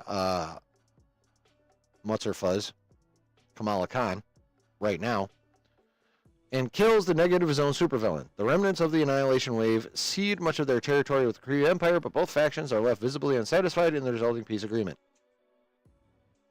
An epilogue written by Giffen, Stuart Moore, and Christos N. Gage, penciled by DeVito Collins, Giuseppe Camuncoli, and Mike McCone, inked by Stefano Landini, and colored by Chung. How much would Josh be stumbling over those names? Anyway. Villari and Paul Mounts explored what became the surviving Heralds of Galactus following the end of the conflict. Nova would receive his own ongoing series as he dealt with the immense responsibility that came with his cosmic upgrade. The crossover event would revitalize Marvel's cosmic line of titles and characters with a follow-up crossover event, Annihilation Conquest, reuniting many of the heroes for a new high-stakes story. Conquest with blah, blah, blah. Okay. So, there's the bare bones of the Annihilation event.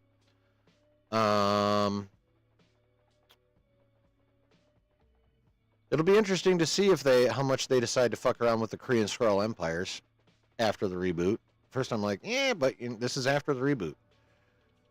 And the more and more information comes out, the more and more we realize that Feige really wants to play around a lot more out in the cosmos. So, going to tie in with yeah. I mean, the Fantastic Four is going to probably be the leaders of the cosmic side of Marvel. You know what I mean? They're going to be the ones that are, they're going to be the glue. Because that's where they live. They're cosmic. I mean, obviously they're on Earth a chunk during the comics, but they're cosmic. They're out and about a lot. So, yeah, I kind of feel like the Fantastic Four will probably be like the glue for the cosmic side. Blade's probably going to end up being the Nick Fury of the Midnight Suns, and between him and Doctor Strange are probably going to be kind of the focus of the supernatural side. And of course, the mutants and the Avengers will be the focus of the Earthbound side. But again, the mutants have have a presence everywhere. Earthbound, cosmic, once you include the Shi'ar, even the supernatural side to a certain extent with fuck, I can't remember. Not so much in the supernatural side, but a little. But you're definitely going to get mutants, Earthbound, and cosmic. So could be very interesting. And then if they decide to bring back bring in the Kree and the Kree and the Skrull, Jesus Christ, the Kree and the Skrull, that could also be interesting.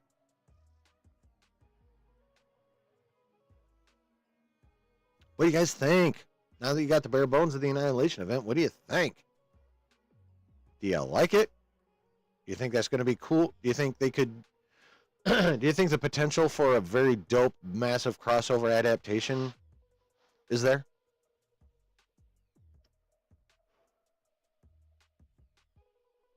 You will not be surprised to find out that I think so.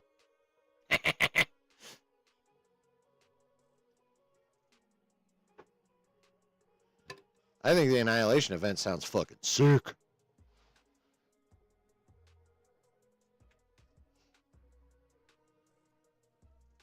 I think it sounds fucking dope. But like I was saying a little earlier, they gotta deal with the other half of what happened at the end of Eternals. Tiamat's getting handled in Cap 4. But they're gonna have to handle Judgment Day. But they'll have all the toys to do it after the reboot. Soft reboot, but still a reboot. There's big shit coming, folks. I mean, there's big shit coming just up till Secret Wars, but obviously there's massive big shit coming after Secret Wars as well.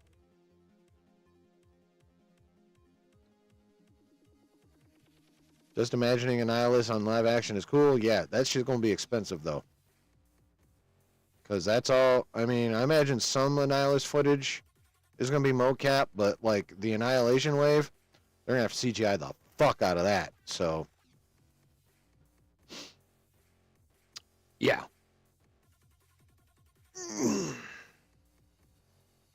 But yeah, I think it's dope.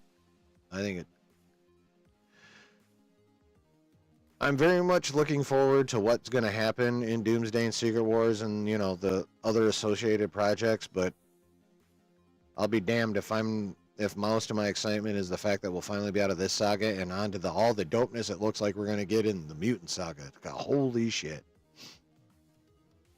I mean, they've already, like I said, they set up Judgment Day at the end of the Eternals, and now we'll have all the toys. Alex is hinting that we're going to get the Annihilation event. Holy shit. Yeah,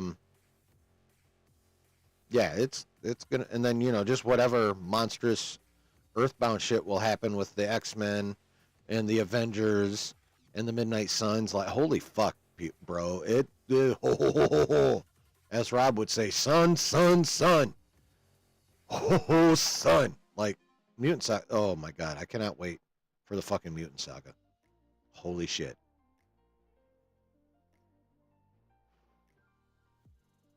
Holy shit. All right. I think I'm going to get the fuck on out of here, though. Been at this over 3 hours. I'm out of news. Unless you guys got something massive you want to talk about. I'm ready to go relax and rest my throat because holy fuck, I'm dry. My second drink's gone. And I think there's ice cream in the freezer. Anyway. All right. Chat. Much fucking love. Thank you for being here. Excuse me. God damn it. All kinds of fun news tonight. We may have a pretty good hint as to who the new Jean Grey will be going forward. We got all that goodness that Alex dropped this week. Man. We had a Superman trailer this week. A lot of varied mileage on that, but it was there and it was talked about a fuck ton. You're going to watch The Void? I just watched The Pope's Exorcist last night. It was not bad. Not bad. Not like holy fuck amazing, but it wasn't bad. It was pretty all right. But yeah. Lots of goodness we had tonight. I had so much fun. I hope you guys did. I hope you were entertained. I hope you enjoyed all the news we went over. I hope you enjoyed the speculation that was gotten into. I hope you had a good fucking time here in the basement. So if you didn't do it on your way out or on your way in, please do it on your way out. Like, subscribe, bell. And if you're watching on the replay, like, subscribe, bell, and then write some comments below all that shit. All right? Do me those small favors. I would greatly appreciate it. So thank you all very much for hanging out here in the basement. Y'all are weird for enjoying listening to me talk, but I love it. Be weird. Spread the weird. But much love, everybody. We will see you. Actually, I ain't going to see you until next Thursday because holiday weeks are coming up. Christmas Eve? Nope. Christmas Day? Nope. So, like I said, we'll double up. Since they're short episodes, we'll double up on next Thursday. We'll have a double watch party for Skeleton Crew and Creature Commandos. And then the final stream of 2024 here in the basement next Saturday night. And I say that because New Year's Eve, I'm not doing a watch party then. And New Year's Day, I'm going to be in no shape to stream, not even by Wednesday night. So again, we'll be doubling up with the watch party on Thursday. And we'll have the first main stream of 2025 that Saturday. Yeah. So, now you're in the know. Both news-wise and what's coming up here in the basement over the next couple weeks. So, love y'all. Thank you so much for being here. And we'll see you next Thursday. Bye-bye.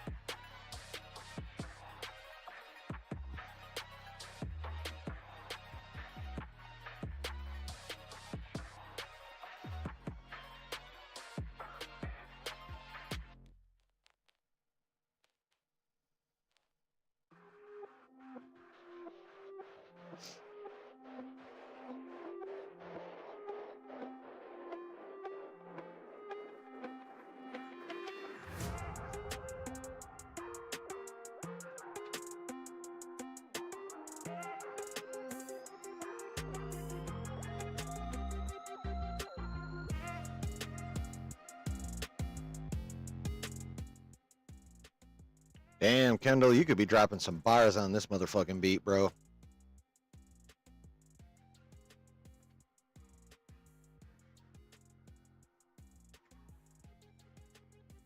That'd be so much fun. Oh, wrong screen. Yeah. But holy shit, folks. The news, the potentialities, the possibilities. Holy shit. Lot to digest tonight, and it's going to be so much fun seeing how it all plays out over the next few years. At least I think so. Hope y'all had a good time. I did. Hope y'all feel fulfilled as nerds, at least for now. I do. Hope y'all have a great rest of your weekend. I hope you have a magnificent Christmas. I hope you're all happy by the end of it, and not necessarily because, you know, I hope you get what you want, whether that be like, you know, a cool present, smiles on your family's faces, what have you. Have a great holiday week. Well, have the first of the next 2 holiday weeks. And we'll see you on Thursday. Love you guys. You're a dope-ass community. Thank you for being part of this community. I really appreciate it. And we'll see you Thursday for a double watch party. What the fuck are you doing, cat? Oh, chasing a bug. All right, so between now and Thursday, and even in Christmas, wherever you're at and whoever you're with, always keep it nerdy. Much love, people. Merry Christmas. Peace.